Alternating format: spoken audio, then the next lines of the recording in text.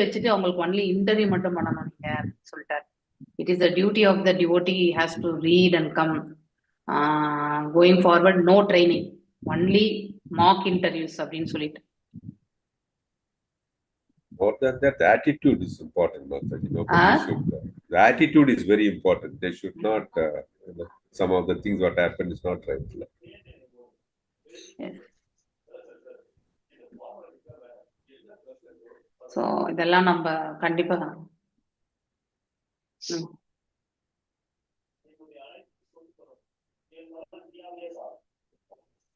Correct.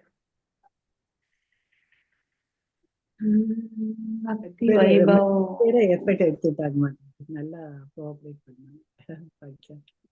Yes, yes, very good actually.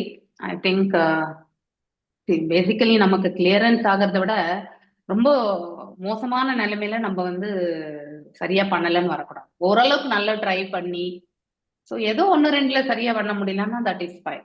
அது எல்லாராலுமே, ஏன்னா interview செய்யும் பொழுது ஃபர்ஸ்ட் டைம் இந்த மாதிரி இன்டர்வியூ அட்டன் பண்றது ப்ளஸ் அந்த பயம்ன்றது இருக்கும் சில பேருக்கு. சில பேருக்கு வந்து அது ஒரு பிரச்சனையா இருக்காது. டீச்சர்ஸா இருக்கிறவங்க ஓரளவுக்கு ஃபேஸ் பண்ணிடுவாங்க, ஏன்னா அவங்க ஆல்ரெடி ஆடியன்ஸ் எல்லாமே பாக்குறதுனால அவங்களுக்கு கொஞ்சம் ஈஸியா இருக்கும். ஒரு அட்டெண்டியா இருக்கிறவங்களுக்கு வந்து தட் இஸ் அ பாசிபிலிட்டி, அவங்க கூட வந்து ஓரளவுக்கு நல்லா பண்ணுவாங்க. பட் என்னன்னா அவங்களுக்கு பாசிபிலிட்டி நிறைய, அதனால வந்து இட் வில் பி ஈஸி. இதெல்லாம் நம்ம it's very good thing. I don't know when, mostly Vrindavana யாத்திரையில நடக்கிறதுக்கும் சான்சஸ் உண்டு. ஸோ பார்க்கலாம், இறைவன் அருள் எப்படி இருக்கோ அப்படி நடக்கும்.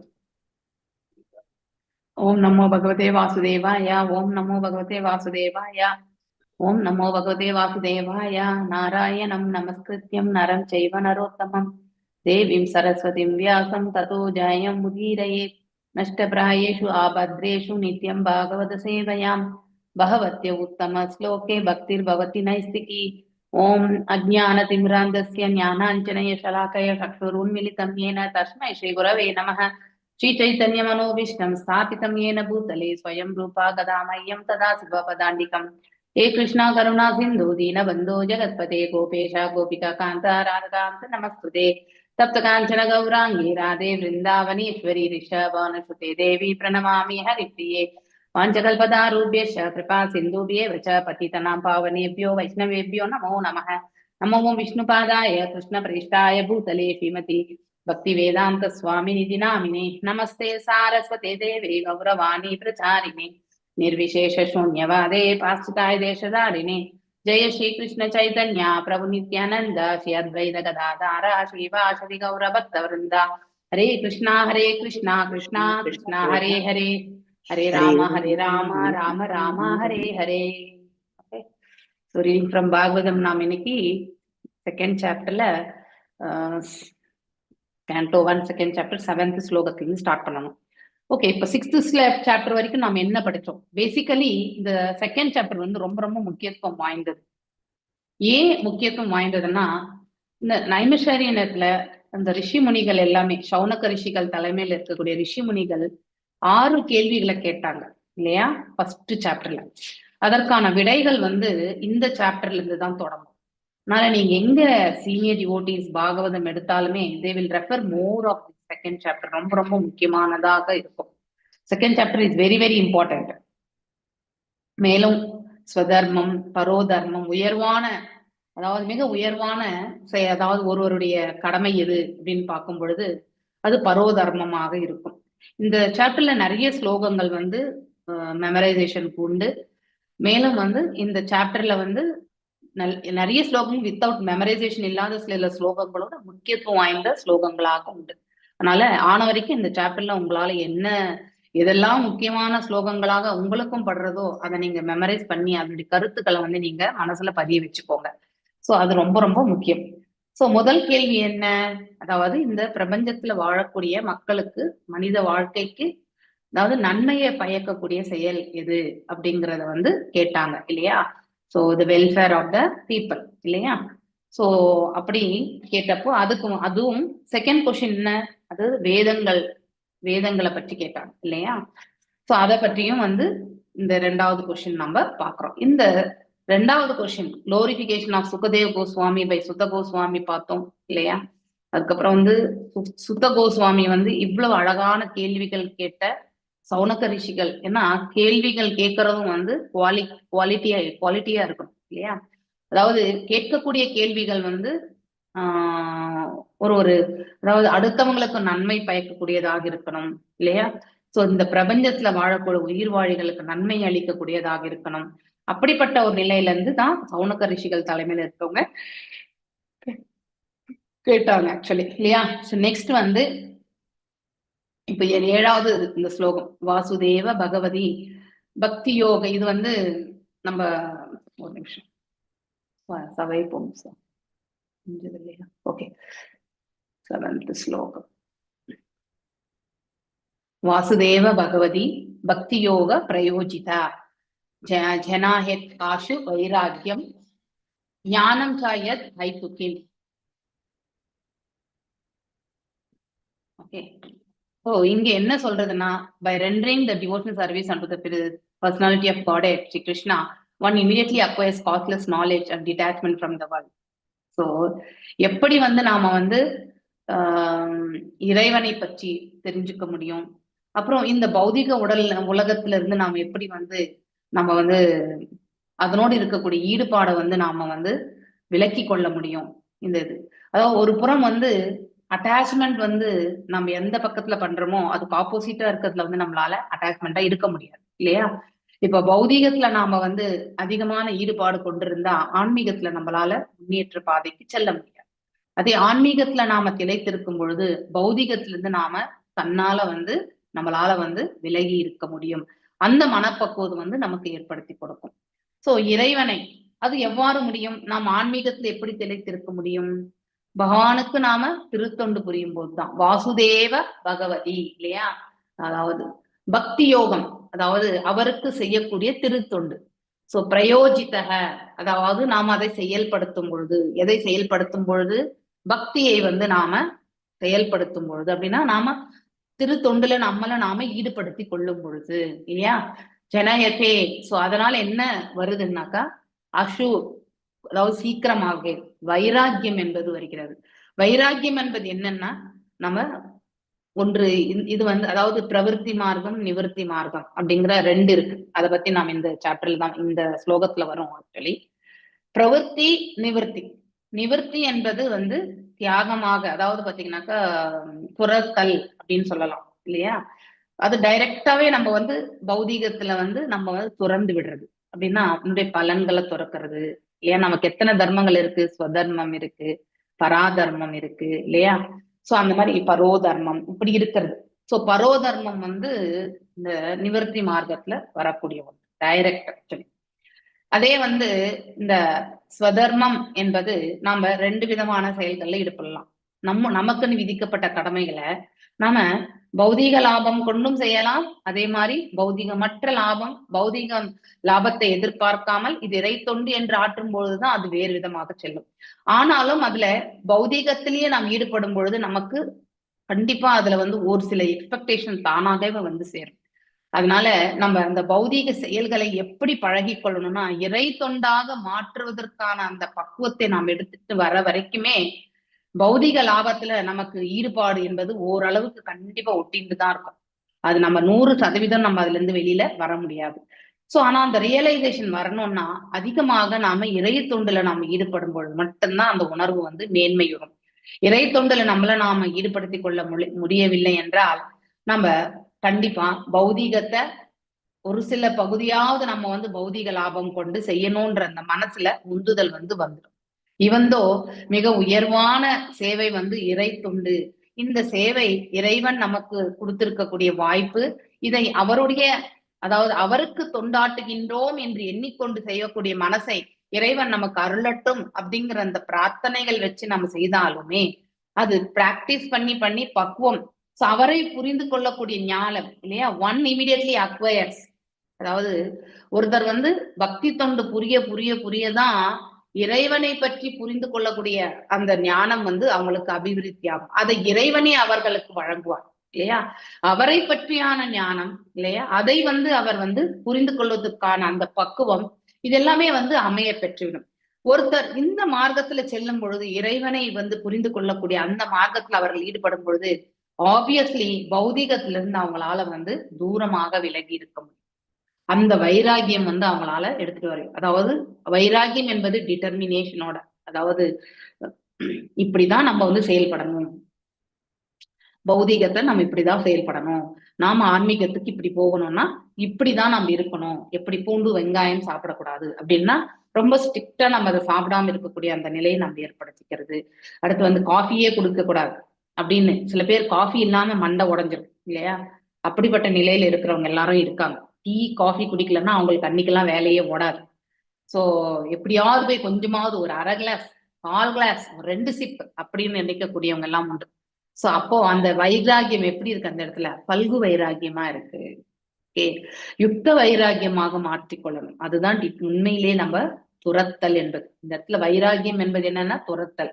ஆனா அந்த துரத்தல் எப்படி இருக்கணும்னா டிட்டர்மைன், அதாவது உறுதி கொண்ட மனசோட செயல்படுத்தக்கூடிய தன்மை இல்லையா? சோ ஞானம் அப்படிப்பட்ட நிலையில இருக்கிறவங்களுக்கு இறைவனை பற்றிய ஞானம் வந்து அவங்களுக்கு வந்து உணர ஆரம்பிக்கும்.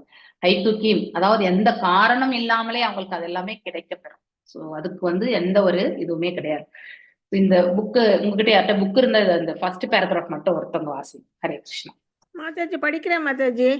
வாசிங்க. 7th தானே மாதாஜி? 7th தானே? 7. ஆமா ஆமா ஆமா. சரி.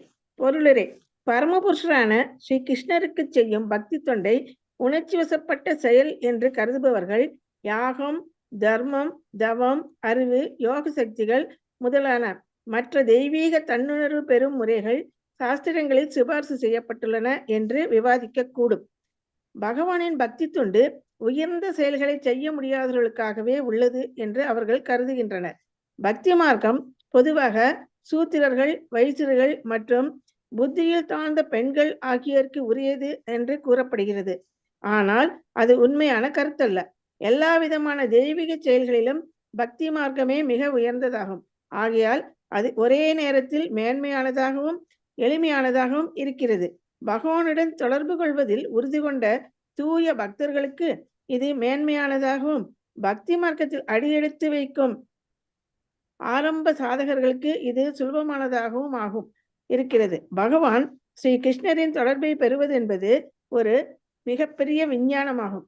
இம்முறை சூத்திரர்கள், வைசியர்கள், பெண்கள் மற்றும் தாழ்ந்த பிரிவுகள் ஆகிய அனைவரும் பின்பற்றக்கூடியதாகும். எனவே உயர்ந்த வகுப்பை சேர்ந்தவர்களான தகுதியுள்ள பிராமணர்கள் மற்றும் தன்னுறவு பெற்ற சிறந்த அரசர்கள் ஆகியோரை பற்றி கூற என்ன இருக்கிறது? உயர்தர செயல்களான யாகம், தானம், தவம் போன்றவையெல்லாம் தூய பக்தி மார்க்கத்தை பின்பற்றும் சாதனங்களாகும். அறிவும் துறவும் தெய்வீக தன்னுணர்வு பாதையிலுள்ள இரு முக்கிய விஷயங்களாகும். இத்தகைய ஆன்மீக முறை பௌதிக மற்றும் ஆன்மீக விஷயங்களில் பூரண அறிவை பெறும் நிலைக்கு ஒருவரை அழைத்து செல்கிறது. இதனால் ஒருவர் ஜடப்பற்றிலிருந்து விலகி ஆன்மீக செயல்களில் பற்று கொண்டவர்கள் ஆகிறார். குறைந்த அறிவுள்ளவர்கள் நினைப்பது போல வைதீக பொருட்களில் இருந்து விலகுவது என்பது முழுவதாக செயலற்று இருப்பது என்பதல்ல. நைஷ்கர்ம என்பது நல்ல அல்லது தீய விளைவுகளை உண்டாக்கும் செயல்களை செய்யாமல் இருப்பதை குறிக்கும். மறுப்பது என்பது உடன்பாடானதை மறுப்பது என்றாகாது. தேவையற்றதை மறுப்பது என்பது தேவையானதை மறுப்பது ஆகாது. அதுபோலவே பௌதீக தோற்றத்திலிருந்து விலகுவது நிஜமான ஆன்மீக நிலையிலிருந்து விலகுவதாகாது. பக்தி மார்க்கம் நிஜமான தோற்றத்தை உணர்வதற்கான வழியாகும். நிஜமான தோற்றம் அல்லது உருவம் உணரப்பட்டவுடன் போலி உருவங்கள் தானாகவே மறைந்து விடுகின்றன. ஆகவே பக்தி மார்க்கத்தை வெற்றி செய்வதாலும் நிஜமான சேவையை நிஜமான உருவத்திடம் உபயோகிப்பதாலும் ஒருவர் இயற்கையாகவே தாழ்ந்த பொருட்களிலிருந்து விலகி உயர்ந்த பொருட்களிடம் பற்று கொண்டவர் ஆகிறார். அதே போலவே பக்தி மார்க்கம் ஜீவராசியின் மிக உயர்ந்த தொழிலாக இருப்பதால் அது ஜட புலன் இன்பத்திலிருந்து அவனை விடுவிக்கிறது. அதுவே தூய பக்தர் ஒருவருக்குரிய அறிகுறியாகும். அவர் ஒரு முட்டாள் அல்ல. அவர் தாழ்ந்த சக்திகளில் ஈடுபட்டிருப்பவரும் அல்ல. அவர் பௌதீக பொருட்களுக்கு முக்கியத்துவம் அளிப்பவரும் அல்ல. வரட்டு விவாதத்தினால் இந்நிலை அடைய முடியாது. இது உண்மையில் சர்வ வல்லமை பொருந்தியவரின் தயவினால் நிகழ்வதாகும். முடிவாக தூய பக்தராக உள்ள ஒருவரிடம் அறிவு, துறவு போன்ற மற்ற எல்லா நற்குணங்களும் உள்ளன. ஆனால் அறிவை அல்லது துறவை மட்டுமே அடைய பெற்றுள்ளவர் பக்தி மார்க்கத்தின் கொள்கைகளை அறிந்தவர் என்று கூறுவதற்கில்லை. பக்திதான் மனிதனின் மிக உயர்ந்த துலகம். ஹரே கிருஷ்ணா மாதாஜி.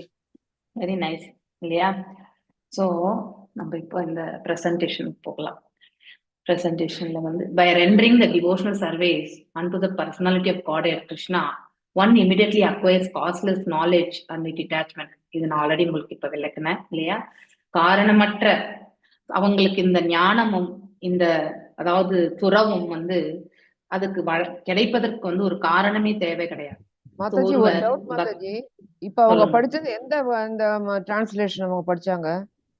2.7 ஸ்லோகம் தான் படிச்சாங்க. அது பேரு கொஞ்சமா இருக்கு, இவங்க நிறைய படிச்சிருக்காங்களா, அதான் கேட்டேன். என்னோட ஒரு பாரா அவ்வளவு இருக்கு மாதாஜி. என்னோட ரெண்டு பாரா இல்ல, ஒரே பாரா தான் இருக்கு. எனக்கு கம்மியா இருக்கு, அதனாலதான் கேட்டேன் நான். இல்ல இதேதான் 2 பேராகிராஃப் அவங்க கரெக்டா தான் படிச்சிருக்காங்க. அவங்க படிச்சதெல்லாம் இங்கிலீஷ். ஒண்ணுதான் இருக்கு, அதனாலதான் கேட்டேன். No problem. பேராகிராஃபா பெருசா இருக்குது. ஆனா எனக்கு இதுல இங்கிலீஷ்ல 2 பேராகிராஃபா கொடுத்திருக்காங்க. ஆமா. So Bhakti unto Lord Krishna enables one to immediately acquire causeless knowledge and detachment. So இப்ப நம்ம கேள்வி நம்பர் 1, கேள்வி நம்பர் 2. சோ என்ன செகண்ட் क्वेश्चन என்ன சொல்லுங்க? வேதங்கள் என்ன ஆகுறது? அது வாட் இஸ் தட்? சாராம்சம் இல்லையா? வேதங்களுடைய சாராம்சம் என்ன அப்படிங்கறத பற்றி சொல்றதும், எதை பற்றி சொல்லுகின்றது, அதே மாதிரி வந்து இந்த பிரபஞ்சத்துல வாழக்கூடிய ஜீவன்களுக்கு அதாவது அல்டிமேட் இல்லையா, அதாவது நன்மை எது அப்படிங்கறத பத்தி எடுத்துரைக்குது இல்லையா? இது ரெண்டுமே வந்து essence of all the scriptures and ultimate good of the humanity. இது ரெண்டுமே வந்து அதுக்கு பதில் வந்து பக்தி, அதாவது ஆன்சர் வந்து பக்தி. இந்த 6 and 7 ஸ்லோகம் வந்து பக்தி பற்றி சொல்றது. அந்த ப்ராசஸ் ஆஃப் பக்தி வந்து பாத்தீங்கன்னாக்க நம்ம இப்ப இந்த டெக்ஸ்ட்ல இருந்து போகும் 29th ஸ்லோகம் வரைக்குமே அது எக்ஸ்பிளைன் பண்ணுவாங்க. ஓகே, சோ இப்ப நம்ம இப்ப படிச்ச அந்த பேராகிராஃப்னுடைய இதுதான் வந்து இந்த இடத்துல கொடுக்கப்பட்டிருக்கு. நிறைய பேர் என்ன நினைப்பாங்க, ஞானத்துல இருக்கிறவங்க, யோகத்துல இருக்கிறவங்க எல்லாம் நினைப்பாங்க பக்தி பண்றவங்க வந்து முட்டாள் அப்படின்னு நினைப்பாங்க இல்லையா? ஆனா பக்தி பண்றவங்க வந்து முட்டாள் கிடையாது. they are the people who understands actually இல்லையா, serious about getting the contact. so bhakti cult is the top most. நம்ம யோகா லேடர்ல கூட நம்ம அதுதான் படிச்சிருக்கோம் பகவத்கீதையில இல்லையா? கர்ம காண்டா, கர்ம யோகா, அடுத்து ஞான யோகா, அடுத்து வந்து தியான யோகா, மேல வந்து பக்தி இல்லையா? இந்த நான் 3 லேடருமே முடிச்சு நம்ம வந்து பக்தியில வந்து பண்ணலன்னா அதாவது யோகத்தில் முழுமையடையாத ஒரு யோகியாகத்தான் கருதப்படும். அப்படிப்பட்டவன் மீண்டும் இந்த பிரபஞ்சத்திற்கு அவன் திரும்பி வர வேண்டும் என்று பகவானே ஸ்வயம் பகவத்கீதையில சொல்லியிருக்காரு. சோ வித்தவுட் பக்தி மிச்சம் எல்லாமே வந்து நிறைவடையாத யோகங்கள். அதனால அது வந்து it is sublime and easy. அதாவது பக்தியை வந்து செயல்படுத்துறது வந்து சுலபம்தான். ஆனா அன்றாடம் அதை நம்ம விடாம பிராக்டிஸ் பண்றோம் பாருங்க, அங்கதான் நமக்கு சங்கடமே வரும். ஒரு நாளை போல ஒரு நாள் இருக்காது இல்லையா? அது போல ஒரு சுச்சுவேஷன்ஸ் எல்லாம் இருக்கிறது. அது பிசிக்கலா இருக்கலாம், மென்டலா இருக்கலாம், இல்ல சூழ்நிலையா இருக்கலாம். நமக்கு வந்து இன்னைக்கு பண்ண மாதிரி பக்தி வந்து நாளைக்கும் பண்ணுவோமான்றது வந்து கேள்விக்குறி. ஆனா பக்தி பாதை வந்து அதாவது புலன்களை அடக்கி அந்த மாதிரி புலன்களை உபயோகப்படுத்துறது. இங்க வந்து புலனை உபயோகப்படுத்துவோம், ஆனா தியானத்துல புலன்களை கட்டுப்படுத்துவோம் இல்லையா? ஞான யோகத்திலே கூட அதே மாதிரிதான் இல்லையா? சோ எப்படி எல்லாம் நம்ம வந்து இந்த பௌதீகத்துக்கு சம்பந்தப்பட்ட இதுல எல்லாமே நம்மள நாம தூரமாக விலக்கி கொள்வது இல்லையா? அதுல ஈடுபடக்கூடாது என்று மனசளவுல எடுத்துட்டு போறது. சோ ஞானத்தின் அடிப்படையில இல்லையா படிக்கிறோம், ஸ்கிரிப்சர்ஸ் படிச்சுட்டு இதெல்லாம் நம்ம செய்யக்கூடாது அப்படின்னு அந்த மனசுல எடுத்துட்டு வரோம் இல்லையா? சோ அந்த மாதிரி இன்னொன்னு வந்து தியான பயிற்சியில புலன்களை எல்லாம் கட்டுப்படுத்து. சோ அந்த ஒரு நிலை வந்து எல்லாராலையுமே சக்சஸ் பண்ண முடியாது. மேலும் அந்த மார்க்கம் வந்து மிகவும் ஸ்லோ ப்ராசஸ். அது நம்ம பகவத்கீதையில கூட அதுதான் பகவான் சொல்றார், it is a slow process. Yes, ஒரு ஸ்ட்ராங் மைண்ட் இருக்கிறவங்களால வந்து புலன்களை கட்டுப்படுத்தி அந்த யோக பயிற்சியில கூட அவங்களால நிறைவடைய முடியும். ஆனா அது எல்லோராலையுமே செயல்படுத்தக்கூடியதல்ல. ஆனா அதே பக்தியில வந்து நம்மளால செயல்படுத்த முடியும். It is sublime for the pure devotees who are serious about getting contact with the Supreme Lord. And it is easy for the neophytes also. இல்லையா? ஏன்னா அதாவது நம்ம எல்லாரும் கூட நியோஃபைட்ஸ் மாதிரி தான் ஸ்டார்ட் பண்ணதே. பக்தி எப்படி பண்றதுன்னே தெரியாம பக்தி பண்ணின்றது. இப்படிதான் பக்தி பண்ணணும்னு சொல்லிட்டு ஆரம்ப கட்டத்துல இருந்து நாம எஸ் நம்ம ஒரு ரவுண்ட் மாலை பண்றதுக்கு we took lot of time இல்லையா? 5 நிமிஷம் 6 நிமிஷம் பண்ண வேண்டிய அந்த மகாமந்திர ஜபத்தை நம்ம 10 நிமிஷம் கூட பண்ணியிருப்போம். 10-12 நிமிஷம் வரைக்கும் கூட நிதானமா அது ஒரு மணியா உருட்டி, அதுக்கப்புறம் தான் அது பிராக்டிஸ் வந்து கொஞ்சம் ஃபாஸ்டா உருட்டி, இப்போ வந்து ஒரு 5 நிமிஷத்துக்காவது ஒரு மாலை பண்ற அளவுக்கு நமக்கு அந்த இதுக்கு தகுதி வந்திருக்குன்னா அதற்கு காரணம் பயிற்சி இல்லையா? விடாம பயிற்சி செய்யணும். சோ ஆரம்ப கட்டத்துல நாம எல்லாருமே வந்து அதாவது கனிஷ்ட அதிகாரியா தான் இருந்தோம். சோ மேலும் பக்தர்கள் வந்து இறைவன் இடத்துல தன்னுடைய நட்பு இல்லையா, நட்பு எந்த மாதிரியான ரிலேஷன் அவங்க எடுத்துட்டு போகணும்னு நினைக்கிறது வந்து அதுல அவங்க ரொம்பவுமே முக்கியத்துவமா இருப்பாங்க. they give more preference, importance. So அதனால அவங்க இந்த பக்தியை வந்து எடுத்துக்குவாங்க. மேலும் ஞானம் மற்றும் இந்த யோகத்துல வந்து எல்லாராலையுமே வெற்றி கொள்ள முடியாது என்பது அவர்களுக்கு தெரியும் இல்லையா? அதனால ஈஸியா செய்யக்கூடிய ஒன்று பக்தி அப்படிங்கறத வந்து அதனால போயிடுறாங்க. தங்களது பெண்கள், சூத்திரர்கள் இல்லையா, வைசியர்கள் எல்லாமே 9.32 ஸ்லோகங்களை வந்து பாத்தீங்கன்னாக்கா லெஸ் இன்டெலிஜென்ஸ் பீப்புள் அப்படின்ற கேட்டகரியில இவங்களை கேட்டகரைஸ் பண்ணாலும் கூட நிறைய பெண்கள் தான் பக்தி கல்ட்ல இருக்காங்க. ஏன் சொல்லுங்க? That is their acceptance actually. So 3 விதமான செயல்களை நம்ம மனசுல என்னைக்குமே வச்சுக்கணும். ஸோ இந்த இடத்துல நம்ம பார்க்கும் பொழுது ஏற்றுக்கொள்ளக்கூடிய அந்த மனப்பக்குவம் இல்லையா, அக்வயரிங், அடுத்து வந்து அதை வந்து நம்ம பிராக்டிஸ் பண்றது, அடுத்து வந்து இந்த மாற்றத்தை வந்து நம்ம எடுத்துட்டு வந்துப்போம். நமக்குள்ளேயே வந்து எஸ் இது நம்ம செய்யணும், இது இந்த மாதிரி செஞ்சா நமக்கு நல்லதுன்னு நம்ம சாது சங்கத்துல நமக்கு சொன்னாங்க, ஆனால் நம்ம அதை பரிபாலிச்சு பார்ப்போமே. மாற்றத்தை வந்து ஏற்றுக்கொள்ளக்கூடிய பக்கம் இமீடியட்டா வந்து யாருக்கு இருக்கும்னாக்கா பெண்களுக்கு உண்டு. அதனாலதான் பக்தி கல்வில வந்து நீங்க 90% பெண்களை தான் நீங்க பார்க்கலாம். 80 to 90% கண்டிப்பா. மிச்சம் இருக்கக்கூடிய பெர்சன்டேஜ் தான் ஆண்களே இருக்கிறது. எங்க போனாலுமே உங்களுக்கு பெண்கள் தான் ஜாஸ்தி பக்தி கல்வில இருப்பாங்க. Because of their attitude of accepting the things. அது உண்டு அவங்களுக்கு இமீடியட்டா. சோ அதனால ஒருத்தருக்கு ஒரு ப்ரோ இருந்தா இன்னொருத்தருக்கு ஒரு அந்த கான் இல்லையா, அதாவது பாசிட்டிவ் நெகட்டிவ் எல்லாமே கறந்தது வந்து இங்க ஆண் பெண் என்ற இந்த ரூபத்துலதான் நம்ம பாக்குறோமே ஒழிய ஆத்மால வந்து அந்த மாதிரி ஒரு நிலை கிடையாது. நீங்க ஒரு ஆத்மா, நானும் ஒரு ஆத்மா, அவ்வளவுதான். அதுல ஆண் பெண் பாலர்கள்லாம் கிடையாது. உடல் வந்து நாம செய்த கர்ம பலன், நாம மரணிக்கும் பொழுது எந்த மாதிரியான உணர்வுகளை கொண்டு நம்ம வந்து மரணித்தோமோ அதே உணர்வுகளை கொண்டு ஒரு ரூபத்தை நமக்கு பகவான் கண்டிப்பாக நாம செய்த கர்ம பலனுக்கு ஏற்றவாறு தான் நமக்கு கிடைக்கிறது. இந்த உடல் இந்த மாதிரியே தான் இருக்கணும்ன்றது வந்து நம்முடைய முந்தைய ஜென்மங்கள்ல செய்த கர்ம பலன்களுக்கு அடிப்படையில தான் நமக்கு கிடைக்கப்பெறுகிறது. இதுல நம்ம தான் அதுக்கு வந்து விதைச்சிருக்கிறோமே ஒழிய இறைவன் எதுவுமே நமக்கு வந்து இந்த மாதிரிதான் நீ வந்து பிறக்கணும்ன்ற அந்த இதெல்லாமே நமக்கு கொடுக்கல. அப்படி இதெல்லாம் உணரும் பொழுது to achieve the contact of supreme personality of God Shri Krishna என்பது அந்த மெய்ஞானம்.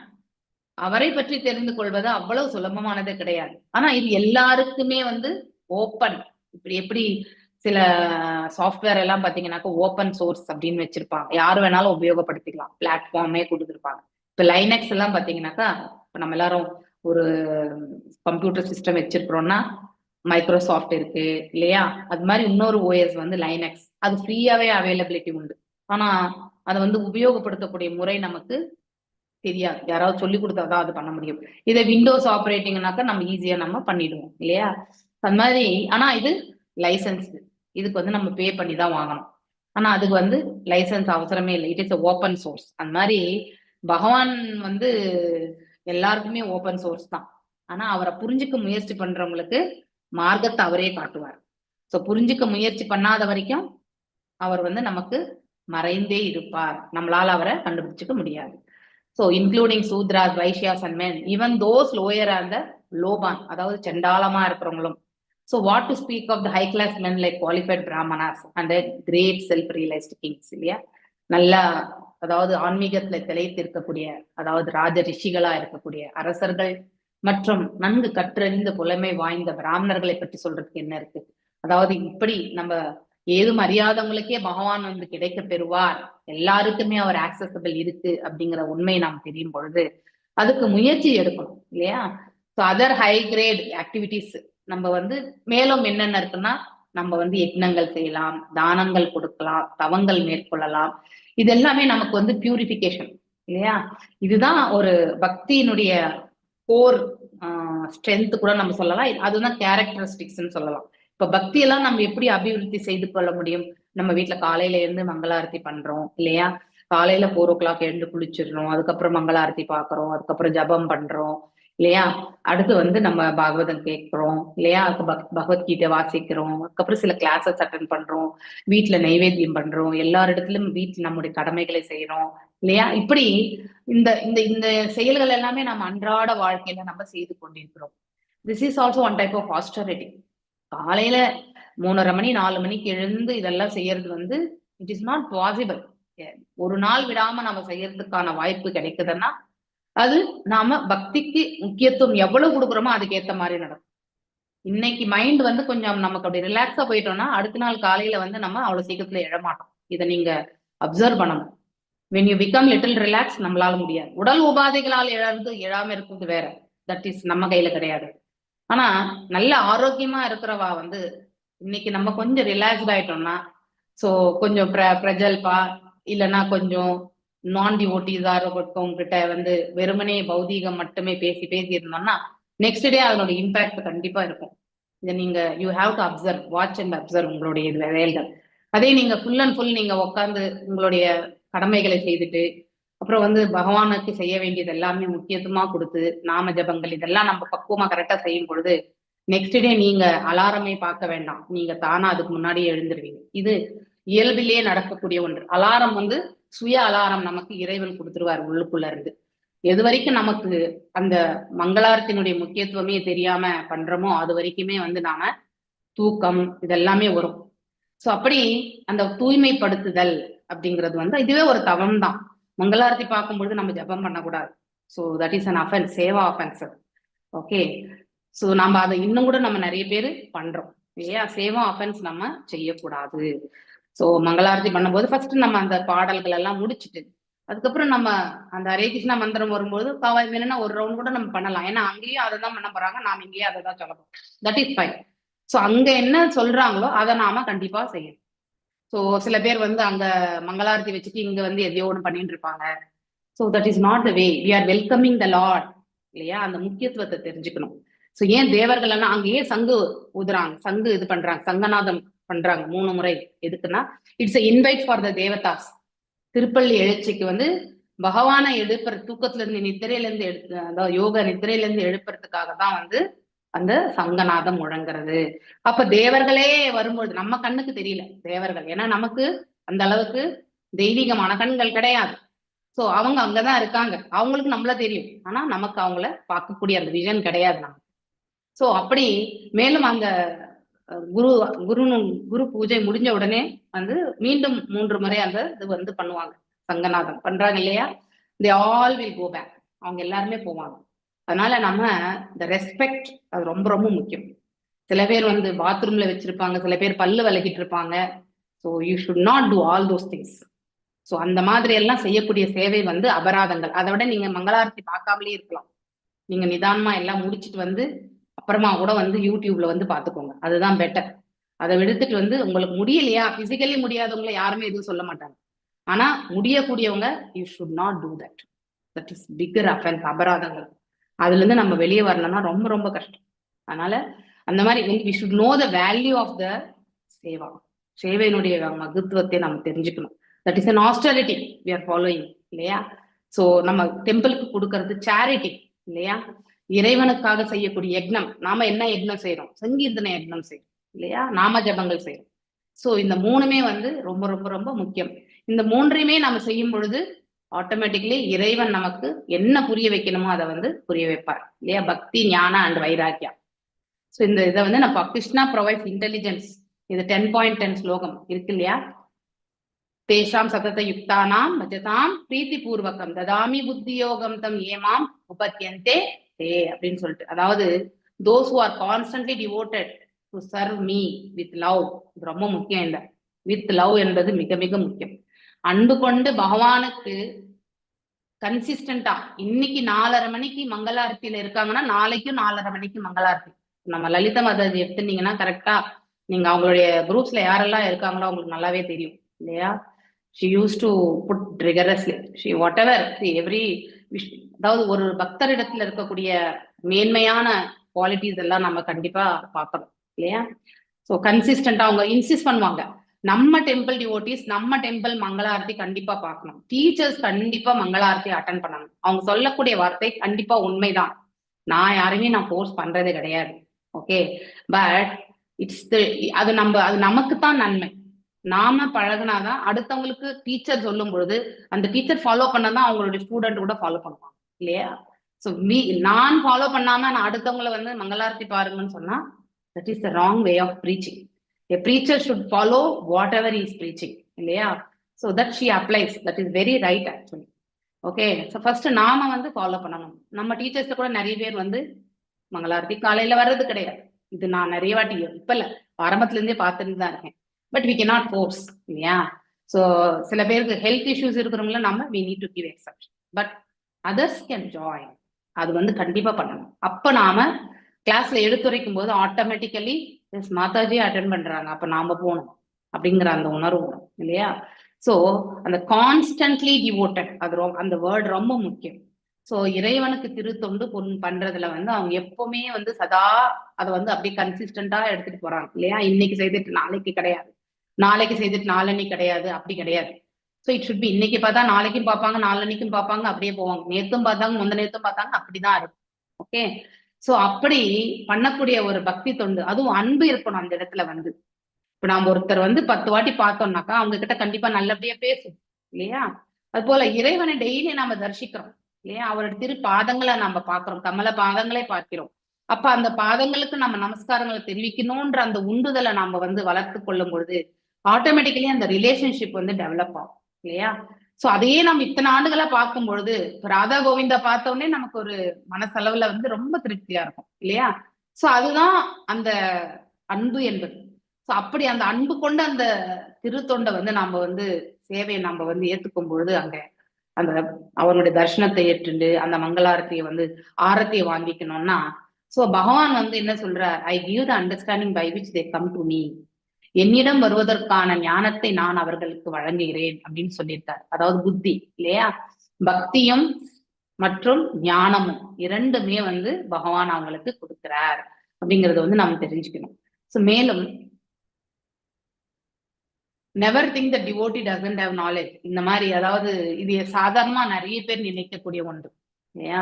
ஈவன் என்னுடைய மகள் கூட சொல்லுவா, அம்மா நீ நான் அதாவது சொல்லுவா, நாங்க அவங்க வளர்ந்த பிறகு பாத்தீங்கன்னா கொஞ்சம் இது நாங்க இதை பண்ண மாட்டோம், இது நாங்க இதை செய்வோம், இது எல்லா வீட்லயுமே நிகழக்கூடிய ஒன்று இல்லையா? ஸோ அப்படிப்பட்ட இது சொல்லும் பொழுது I will get distracted. Because நானும் அந்த சமயத்துல அவங்களுடைய நான் செய்ய மாட்டேன் அப்படின்னு சொல்லக்கூடிய தட் வாஸ் எ ஷாக்கிங். எப்போ அந்த டீனேஜ் அந்த பருவத்துல வந்து அவங்களுடைய இதெல்லாம் மாற்றம் அடையும் பொழுது நாமளும் வந்து ஒரு 40s ரேஞ்சில் வரும்போது நம்முடைய ஏஜிங் இதுவும் வந்து பாத்தீங்கன்னாக்கா அக்செப்டன்ஸ் வராது இமீடியட்டா. அதெல்லாமே ஒரு ஷாக்கிங். நேத்து வரைக்கும் கேட்டுட்டு இருந்த பையன் இன்னைக்கு ஏன் கேட்கல அப்படிங்கிற ஒரு கொஸ்டின் மட்டும் தான் நமக்கு இடம். ஆனா அவங்களும் அந்த ஏஜை தாண்டுறாங்க அப்படிங்கிற அந்த அதை அக்செப்ட் பண்ணிக்கணும். அவங்களுடைய சொல்றக்கூடிய அந்த வார்த்தையில வந்து சோ இது அது வந்து நல்லது தானா அப்படின்ற அனலைஸ் பண்ணக்கூடிய அந்த பக்கம் வந்து ஆரம்பத்துல எடுத்த உடனே நமக்கு கூட வராது இல்லையா? It is a phase. சின்ன வயசுல இருந்து சொல்லிட்டு கேட்டிருக்கும் போது இப்ப கேட்கலன்ற மட்டும்தான் நம்ம யோசிக்கும் மொழிய அந்த மாதிரி ஒரு இது.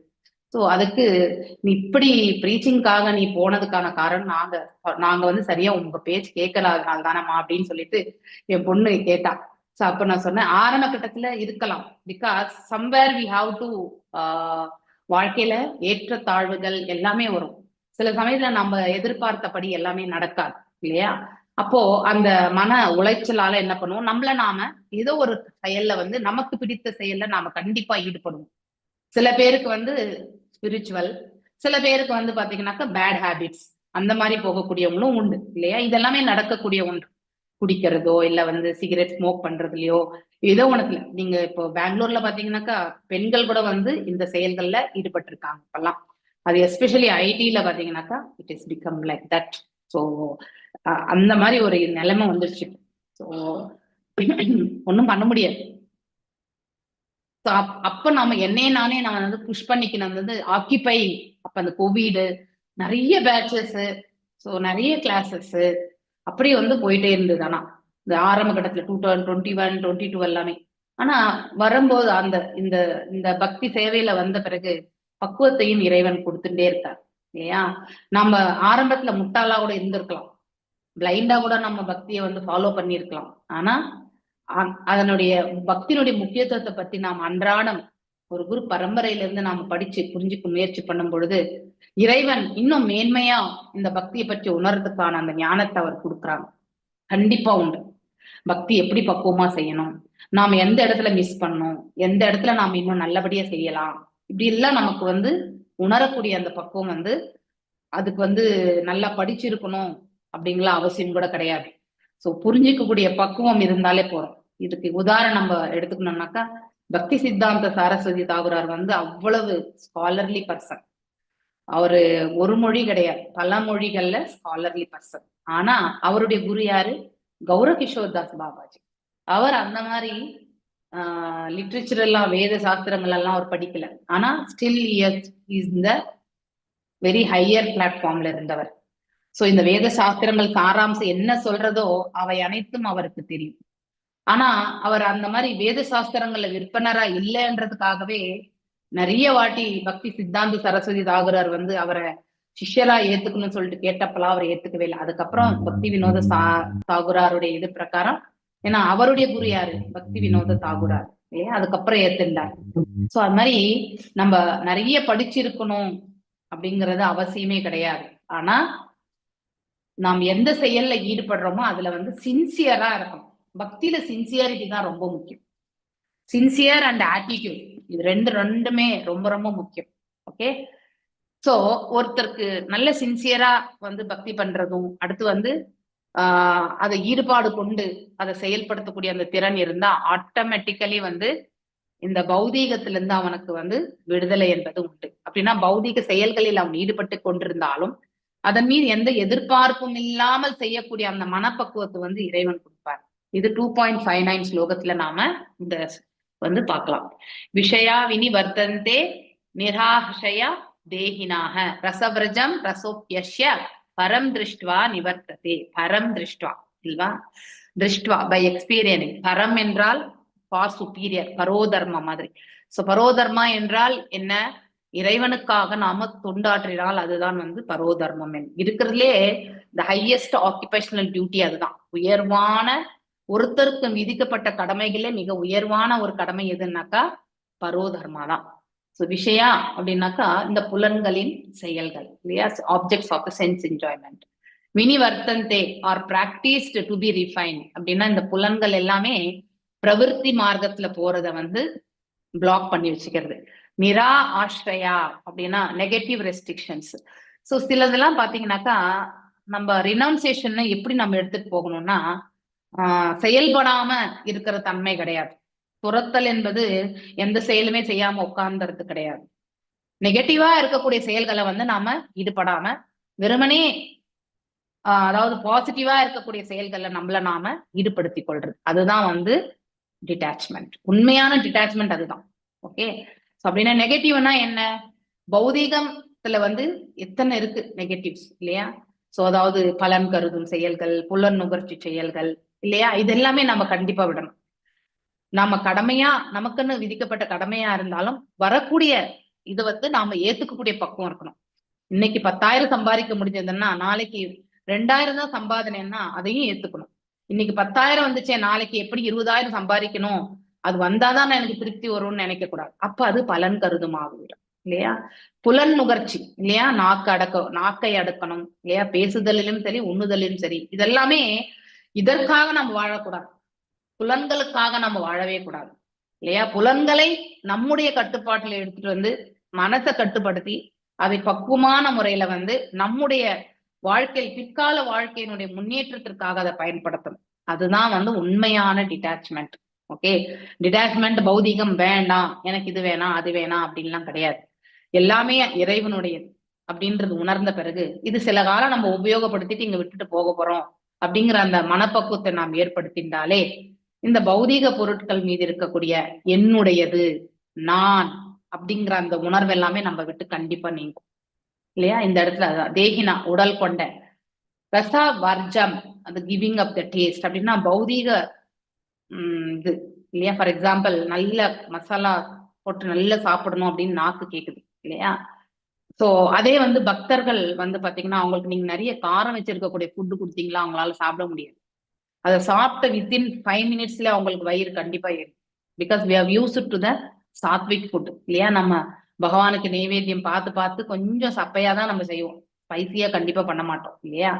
சோ அப்படி இருக்கும் பொழுது அந்த மாதிரி உணவு வகைகளை சாப்பிட்டவங்களுக்கு சடனா நீங்க ஒரு காரமா ஒரு பீஸை நீங்க அவங்களுக்கு, அதாவது ஏதோ ஒரு பன்னீர் பீஸோ ஏதோ ஒண்ணு கொடுத்தீங்க, நீங்க நல்லா காரமா பண்ணி வீட்லயே ஸ்பைசியா பண்ணி நீங்க கொடுத்தீங்கன்னாக்கா அதை சாப்பிட்டா கூட அவங்களுக்கு முடியாது, கண்டிப்பா முடியாது. சோ அது மாதிரி இந்த நாவினுடைய அடிமை இல்லையா, அதுக்கெல்லாமே நாம் அடிமை ஆகக்கூடாது. சோ இதெல்லாம் எந்த இதுல வரும்னாக்கா இந்த புலன்களுடைய கட்டுப்பாட்டுல இருக்கும் பொழுதுதான் வரும். இந்த மனசு அந்த புலன்கள் எப்படியெல்லாம் போதோ அப்படியெல்லாம் போகும் இல்லையா? ஆனா மனசு என்ன பண்ணணும், இந்த புலனை வந்து தன்னுடைய கட்டுப்பாட்டுல எடுத்துட்டு வைக்கணும். That is called as real renunciation இல்லையா? சோ சென்ஸ் என்ஜாய்மெண்ட் அப்பி ஆல்தோ அஷ்ய பரம் ஃபார் சுப்பீரியர் திங்ஸ் இல்லையா? though the embodied soul may be restricted from sense enjoyment yeah இது செய்யவே as per the law பிரகாரம் வந்து கேம்பிளிங் பண்ணக்கூடாது இல்லையா அப்படிங்கிற ஒரு ரூல் இருந்தா சோ அதை வந்து கண்டிப்பா செயல்படுத்தக்கூடாது அப்படிங்கிற அந்த மனசும் வந்து எடுத்துட்டு போகும் இல்லையா? சிலதுக்கு எல்லாமே வந்து நாம எக்ஸப்ஷனலா இருக்கும். இப்போ வந்து மதுக்கடை இல்லையா, குடிக்க கூடாது அப்படின்னு சொல்லுவாங்க, குடிச்சிட்டே வண்டி ஓட்டக்கூடாதுன்னு சொல்லுவாங்க. ஆனா அந்த பக்கத்துல இருக்கக்கூடிய மதுக்கடை பார்த்த உடனே காரை நிறுத்திட்டு எத்தனை பேர், especially in Bangalore you can see every road has minimum 3 to 4 MRP shops here. பெங்களூர்ல அவ்வளோ இருக்கு ஷாப்ஸ் மட்டும். இந்த ரோடு எப்படி திரும்பினாலும் வந்து தடிக்க விழுந்தா மதுக்கடை என்ற மாதிரிதான் இருக்கு இந்த இடத்துல. ஸோ அவ்வளவு அப்ப அதனால ஈர்க்கப்பட்டு என்ன பண்றாங்க ஜனங்க, வாங்கிட்டு குடிச்சிட்டு போறவங்க எல்லாம் உண்டு இல்லையா? சோ இந்த உடல் கொண்ட ஆத்மா என்ன பண்றது, சுகிக்கணும் அப்படிங்கிற ஒரு உணர்வை எடுத்துட்டு வரும் பொழுது இந்த புலன்கள் மனது அறிவு எல்லாமே என்ன பண்றது, அதன் தரப்பில் வந்து சென்று விடுகின்றது, அதை செயலாக்கியும் விடுகின்றது இல்லையா? So taste of sense object remains. அதாவது நம்ம ரெஸ்ட்ரிக்ஷன்ஸ் பண்றோம். இப்போ ஃபார் எக்ஸாம்பிள் இதை செய்யவே கூடாதுன்னு சொல்லிட்டு நமக்கு வேத சாஸ்திரங்கள்ல சொல்லப்பட்டிருக்குன்னா எஸ் அந்த வேத சாஸ்திரங்கள் பிரகாரம் நடக்கணும்னு மனசுக்கு நம்ம சொல்றோம். ஆனா புலன்கள் வந்து இமீடியட்டா அதுக்கு அக்வயர் ஆகாது, கண்டிப்பா ஆகாது. திஸ் கிராஸ் பாடி ரியாக்ஷன் பாத்தீங்கன்னா இட் வில் டேக் டைம். ஒரு செயலுக்கு வந்து அட்ஜஸ்ட் ஆகிறது வந்து இன்னர், அதாவது பாத்தீங்கன்னா சூக்ஷ்ம உடல் வந்து ஏற்றுக்கொண்டாலும் ஸ்தூல உடல் இமீடியட்டா வராது. அது நல்ல செயலா இருக்கட்டும் கெட்ட செயலா இருக்கட்டும். இப்ப டெய்லி நம்ம மங்களாரத்தி பார்த்து பார்த்து நம்ம தூங்கினோட தூக்கம் வராது இல்லையா? That's how it has been trained இந்த உடல் இல்லையா? சோ ஒரு நாள் சோம்பேறித்தனம் வந்தா கூட அப்போ மனசு சொல்லும், சோ ஒரு நாள் இன்னைக்கு ரிலாக்ஸா இருந்துடலாமே இவ்வளவு ஜர்னி பண்ணிட்டு வந்தோம்னு சொன்னா கூட அப்ப இந்த உடல் தானாவே அந்த மணிக்கு முன்னாடி எழுந்துரும். அப்ப எழுந்த பிறகு எழுந்து மங்களாரத்தியாவது பாத்துடலான்ட்டு தோணும். இது நடக்கிறது உண்டா இல்லையா உங்களுக்கு எல்லாம் கூட? I think you would have experienced actually இல்லையா? சோ அதே மாதிரிதான் வந்து கெட்ட விஷயம் கூட அதே மாதிரிதான். எந்த இதுமே வந்து நம்ம இந்த டேஸ்ட் வந்து கண்டிப்பா ரிமைன் ஆயிருக்கும் as long as இந்த பிராக்டிஸ் வந்து பக்குவம் அடைகிற வரைக்குமே வந்து அந்த நல்லதா இருந்தாலும் கெட்டதா இருந்தாலுமே அது வந்து பழைய உணர்வுகள் வந்து கண்டிப்பா இருக்கும். But ceasing such engagement by experiencing the higher taste இல்லையா? இப்ப பௌதிக செயல்கள்ல நாம் ஈடுபட்டு கொண்ட பக்குவமற்ற செயல்கள் வந்து சில காலம் இருந்தாலும் ஆரம்ப கட்டத்துல நம்ம சாண்டிங் எல்லாம் பண்ணும்போது ரொம்ப ஆப்ஸ்டக்கல், கொட்டாவி வரும், தூக்கம் வரும் இல்லையா? கண்ணை மூடி சாண்டிங் பண்ணா அப்படியே தூங்கி போயிடுவோம். இதெல்லாம் நிகழக்கூடிய ஒன்று இல்லையா? சோ ஏன்னா அந்த நாம ஜபத்தினுடைய ருச்சி நமக்கு தெரியாது.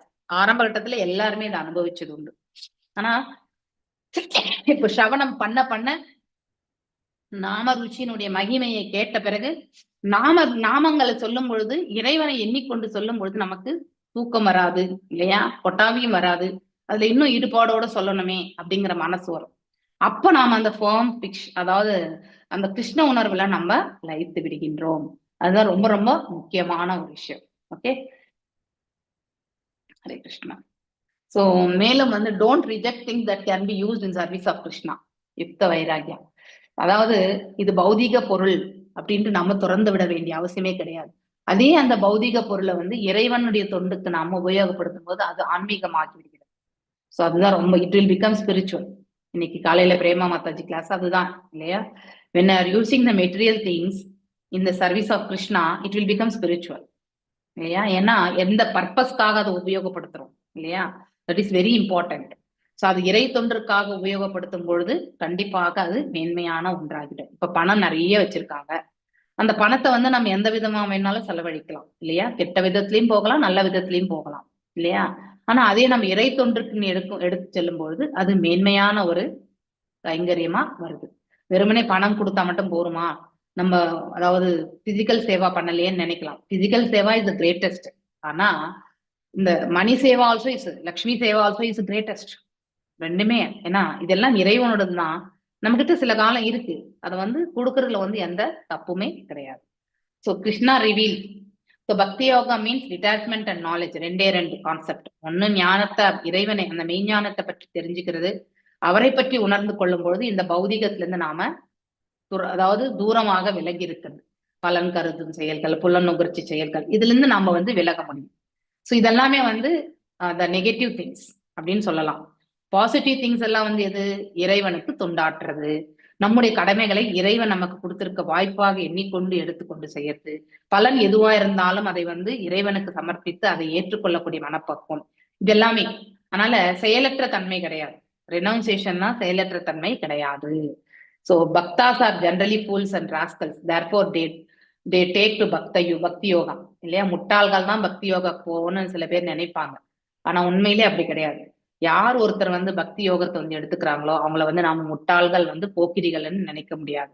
சோ அவர் படிச்சிருந்தா மட்டும்தான் அவரால் பக்தி யோகத்தை வந்து எடுத்துப்பார். ஸ்வயம் ஏ ஸ்புராத்யதௌ, அதுவும் இந்த ஸ்லோகத்துல சைத்தன்ய சரிதாமிரதத்துல வருது.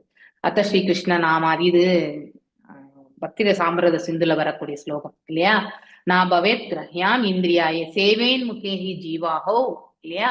ஜீவாதௌ ஸ்வயம் ஏ ஸ்புராத்யதே ஆதக. ரொம்ப ரொம்ப முக்கியமான ஒரு ஸ்லோகம் இது இல்லையா? அத்த ஸ்ரீ கிருஷ்ண நாமாதி, கிருஷ்ணனுடைய நாமங்கள், ரூபங்கள் இல்லையா, செயல்கள், லீலைகள், இது எல்லாமே இல்லையா தெரிஞ்சுக்கும் பொழுது இல்லையா, அந்த இதுல வந்து நாம் ஈடுபடும் பொழுது பவேத் கிரஹ்யம், பர்சீவ்டு அப்படின்னா உணர்வு பூர்வமாக ஏற்றுக்கொள்றது. இந்த புலன்கள் என்ன ஆகும்? By the blunt material senses. ரொம்ப அழகா சொல்ல, இந்திரிய என்பது என்னது? இந்த புலன்கள். இதெல்லாமே வந்து கிராஸ் பாடி இல்லையா? அதாவது இது தானா வந்து ஒரு பர்டிகுலர் உணர்வை வெளிப்படுத்தாது. சூக்ஷ்ம உடல் எந்த மாதிரி, மனசு எந்த மாதிரி எடுத்துட்டு வருதோ ஒரு பாவத்தை, அதனுடைய வெளிப்பாடுதான் இந்த ஸ்தூல உடல் வந்து காட்டும் இல்லையா? இப்ப இந்த வாய் பேசிண்டே இருக்கு. சோ ஒருத்தர் சத்துவ குணத்துல இருக்கிறவங்களுடைய வார்த்தைகள் எப்படி இருக்கும்? அடுத்தவங்களை புண்படுத்தாதவன மாதிரி இருக்கும். அதே வந்து ரஜோ வந்து பாத்தீங்கன்னாக்கா ஆக்ரோஷமா பேசுவாங்க, அதிகாரமா பேசுவாங்க. தமசிக் வந்து அடுத்தவங்களை நோகடிக்கிறோம், தானும் வந்து அதுல பாதிப்படைய போறோன்றத உணராமலே பேசுவாங்க. சேம் டைலாக் 3 குணாதிசயங்கள்ல வெவ்வேறு விதமாக வந்து சேரும் இல்லையா? சோ அதுதான் இந்த, அப்படின்னா என்ன அர்த்தம்? இந்த புலன்கள் வந்து தனித்து இயங்காது. அதாவது தன்னுடைய அதுக்குன்னு ஒரு ஸ்பெசிபிக் சுபாவமே கிடையாது. அதுக்குன்னு என்னன்னா, கையன்னா ஏதாவது எடுத்து வச்சு செய்ய முடியும், காலால நடக்க முடியும், வாயால உண்ண முடியும், பேச முடியும் இல்லையா? இந்த மாதிரி ஸ்பெசிபிக் செயல்கள் இருக்கிறத ஒழிய, ஆனா மனசு உள்ளுக்குள்ள இருந்து சொல்ல வச்சாதான் இந்த வாயால பேச முடியும். மனசு எடுத்துட்டு போனாதான் ஒரு உணவையே இது பிடிச்சிருக்கு, இதை போட்டு சாப்பிடலான்ற அந்த இது வரும் இல்லையா? அது மாதிரி இதெல்லாமே இந்த புலன்கள் கிராஸ் எல்லாமே இந்த சூக்ஷ்மத்து மேல இல்லையா? ஸ்தூலம் எப்பொழுதுமே சூக்ஷ்மத்தின் மீது ஆதாரப்பட்டிருக்கிறது இல்லையா? அதை நாம் இல்லைன்னு சொல்ல முடியாது. அதனாலதான் பிளண்ட் மெட்டீரியல் சென்சஸ் சொல்லப்பட்டிருக்கு. ரொம்ப கிளியரா கொடுத்திருக்காரு ஷிலா பிரபுபாதா. சோ அது எல்லாமே எதுல? இறைவனுடைய தொண்டுல ஈடுபடுத்தப்படும் பொழுது இல்லையா? இறைவனுடைய புகழ் ஆரங்களையும் அவருடைய நாம ஜபங்களை சொல்வதற்கு இந்த வாயை உபயோகப்படுத்துறது, அவரை பற்றியான சொல்றதெல்லாம் கேட்கறதுக்கு இந்த செவி இருக்கிறது இல்லையா? அவருடைய திரு ரூபத்தை பார்ப்பதற்கு இந்த கண்கள் இல்லையா? அடுத்து வந்து கைகள், அவருடைய அவருக்கு தொண்டு புரியறதுக்காக இந்த கைகள், கால்கள் அவருடைய கோயிலுக்கு செல்வதற்காக, இப்படி ஒவ்வொரு புலனையுமே நாம வந்து அவருடைய திருத்தொண்டலை வந்து உபயோகப்படுத்துறதுக்கு இதெல்லாமே பிளண்ட் தான் இல்லையா?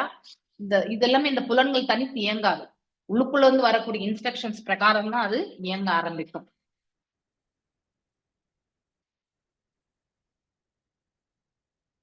சோ ஜீவாதௌ பிகினிங் வித் த டங் இல்லையா? ஃபர்ஸ்ட் நாவில் இருந்து தான் தொடங்கும். ஸ்வயம் பர்சனலி சர்டன்லி இல்லையா? ஸ்புராதி become manifest.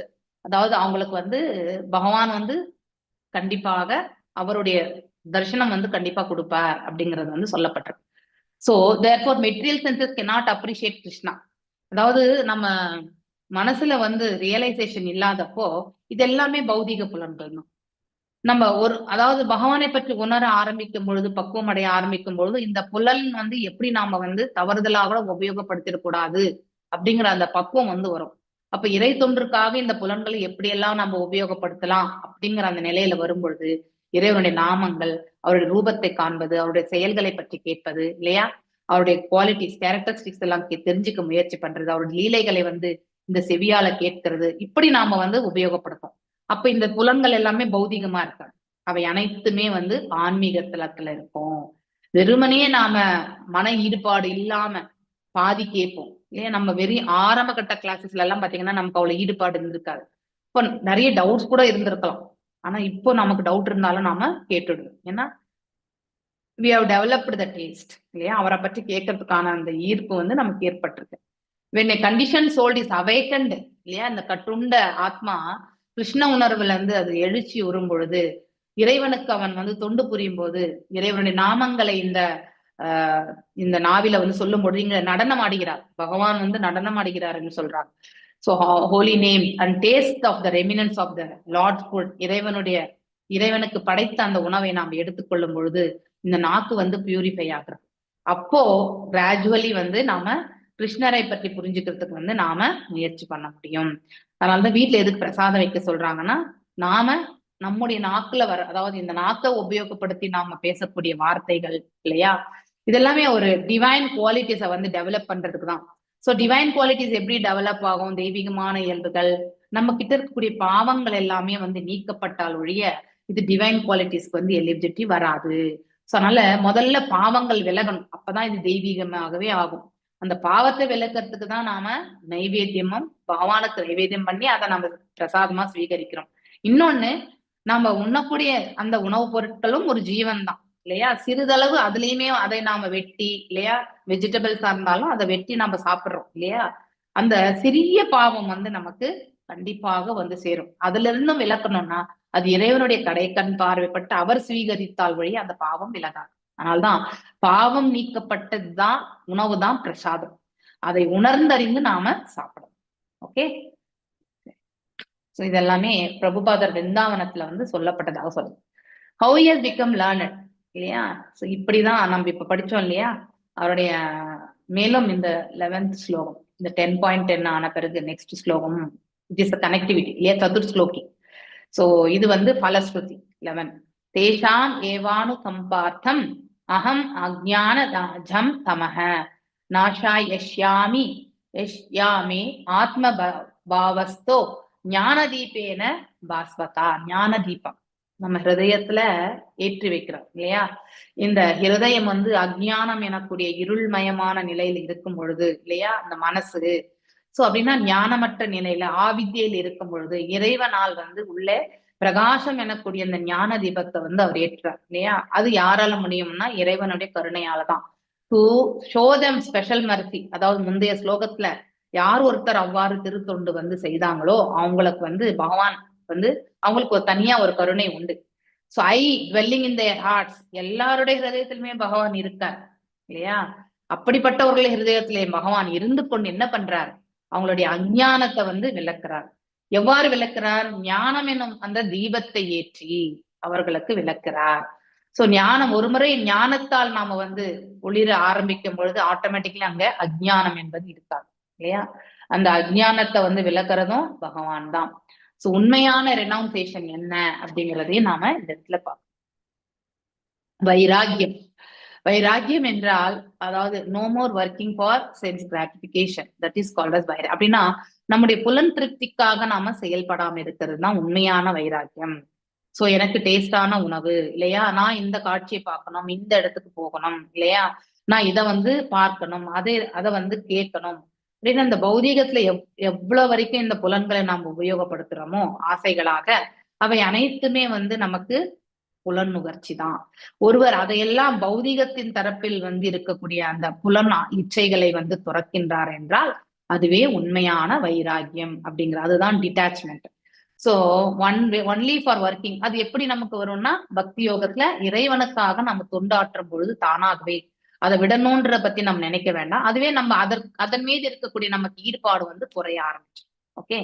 So and to attain this வைராகியா, அதாவது துரத்தல் என்பது ஒன் ரிக்வயர்ஸ் சஃபிஷியன்ட் நாலேஜ் இல்லையா. இப்ப நமக்கு அதை பத்தி தெரிஞ்சாதான், அதை புரிஞ்சுட்டு தான் நம்ம அதை வந்து எடுத்து பண்ண முடியும். பிளைண்டா ஒண்ணு செஞ்சுட்டு போனா நமக்கு அதோட தாத்பரியமே புரியலன்னா அது நீண்ட காலம் அது செல்லாது இல்லையா. கொஞ்ச நாள்லயே அது வந்து தவறி விழுந்துடும். பக்தி கூட அதே மாதிரிதான். பக்தியை பற்றி தெரிஞ்சுக்கணும், பக்தி எதுக்கு பண்றோம், ஏன் பண்றோம் இல்லையா, எவ்வாறு பண்ணணும், அப்படி அதனுடைய பலஸ்ருதி என்ன, இதெல்லாம் நம்ம தெரிஞ்சுக்க ஆரம்பிச்சாக்கதான் பக்தி மீது நமக்கு ஈடுபாடு வரும்.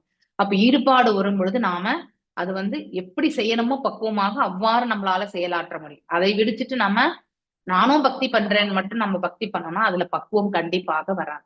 ஓகே, அதுதான் ஞானம். சோ அந்த ஞானத்தை வந்து எதன் மூலியமாக நமக்கு கிடைக்க பெறுகிறது, அதாவது நம்ம துரத்தல், பௌதீக செயல்களுடைய பலன், அதன் மேல் இருக்கக்கூடிய ஈடுபாடை நம்ம துரத்தல், மேலும் வந்து அதனால் ஏற்படக்கூடிய ஞானத்தினுடைய ஏற்பு, இதை கொண்டு வந்து அந்த உயிர் வாழி வந்து மேன்மையான ஒரு நிலையை அடைகிறார். இப்ப நாம இந்த யஷ்யாஸ்தி பக்திர் பகவதே அகிஞ்சனா சர்வை குணைஸ்தத்ரா சமாஸ்தே சூரஹ ஹாராவ் அபக்தஷ்யா குதோ மஹத் குணா மனோரந்தா ரந்தே நாஸ்தி தாவதோ பஹிஹி. அதாவது மேல இருக்கக்கூடிய தேவர்கள், மேலும் வந்து அவர்களுடைய உயர்வான இயல்புகள், அதாவது தர்மம், சச் அஸ் ரிலிஜன்னா இந்த இடத்துல தர்மம், அதுக்கப்புறம் ஞானம், அடுத்து துரத்தல். So இதெல்லாம் become manifest in the body of one who has developed unalloyed devotion to the supreme personality of Godhead Vasudeva. So ஒருத்தர் எந்தவித எதிர்பார்ப்பும் இன்றி இறைவனிடத்துல பக்தி கொள்கிறார்களோ அங்கே வந்து அவங்களுக்கு வந்து தர்மம் பற்றி என்னன்னு தெரிய வரும் இல்லையா. மதம் என்பது தர்மம், அது அந்த தர்மம் எதை பற்றி சொல்றது, அவர்களுக்குன்னு பரிந்துரைக்கப்பட்ட கடமை என்னன்னு சொல்லும். சோ ஒருத்தருடைய பரிந்துரைக்கப்பட்ட கடமைகள்ல மிக உயர்வான கடமை எதுன்னா இறைவனுக்கு செய்யக்கூடிய திருத்தொண்டு என்பதை அவங்களால புரிஞ்சுக்க முடியும். மேலும் இறைவனை பற்றி அவங்களுக்கு நன்னா புரிய வரும். எதனை கொண்டு அவர்கள் வந்து அவங்களுக்கு தேவையற்றது எல்லாமே அவங்க தூரமாக விலகி இருத்தல், அதுதான் ரினவுன்சியேஷன், அதாவது துரத்தல் இல்லையா. அப்போ அவங்களுக்கு அறிகுறிகள் எல்லாமே வந்து தானாகவே, அதாவது களங்கமற்ற பக்தியினுடைய அறிகுறிகள் எல்லாம் அவர்களிடத்துல தானாக வெளிப்படும். On the other hand, a person devoid of devotional service இல்லையா, எங்கேஜ் இன் மெட்டீரியல் ஆக்டிவிட்டிஸ், அவங்களுக்கு வெறுமனே பௌதிகத்துல ஈடுபடவங்களுக்கு மேன்மையான குணாதிசயங்கள் கண்டிப்பா இருக்காது. So even if is adapt to practice of mystic yoga, அவங்க தியான பயிற்சிகள்ல இருக்கலாம் இல்லையா. மேலும் honest endeavour of maintaining his family, அதாவது கர்ம யோகத்தை பரிபாலிக்கிறது, ஞான யோகத்தை பரிபாலிக்கிறது, தியான யோகத்தை பரிகாலித்து இது எல்லாத்தையுமே அவங்க செய்தாலும் கூட அவர்களால வந்து இறைவனுடைய தொண்டுல வந்து பக்குவம் அடைய முடியாது இல்லையா. How can there be any good qualities in such man அப்படின்னு ஒரு கொஸ்டின். இது வந்து 5th கேண்டோல யார் கேட்கறதுன்னா இவர் ஒரு பேர் என்ன, ரிஷபதேவர் வந்து அவருடைய பிள்ளைகளுக்கு வந்து எடுத்துரைக்கக்கூடிய ஒன்று. மேலும் வந்து 18th சாப்டர் வந்து ஐ திங்க் வர்ஷாஸ், அதாவது டிஃபரெண்ட் வர்ஷாஸ்னுடைய பிரேயர்ஸ். ஸோ ஒரு நிமிஷம், இந்த 12th ஸ்லோகம் எதை பத்தி சொல்றதுன்னு பார்க்கலாம், ஒரு நிமிஷம். ஸோ ஒரு வருஷத்துல, அதாவது வர்ஷா மீன்ஸ் இந்த காஸ்மிக் மேனிஃபெஸ்டேஷன்ல வந்து நம்ம எப்படி பரத வர்ஷா அப்படிங்கிற மாதிரி டிஃப்ரெண்ட் வர்ஷாஸ் of 10 to 18th chapter 12th shloka. இதுல 2-3 பிரேயர்ஸ் இருக்கு, மனப்பாடம் பண்ணணும். ஓகே,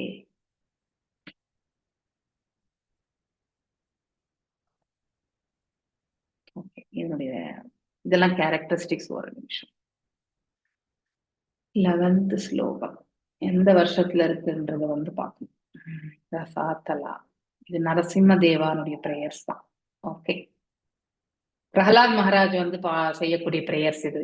ஒரு நிமிஷம் இருங்க. 11 வந்து முகுந்தா. ஒரு நிமிஷம்.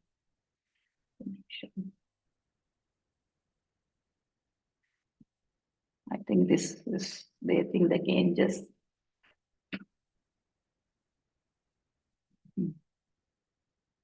I think இது பிரகலாத் மகாராஜுடைய பிரேயர்ஸ் கண்டினியூவேஷன் இது.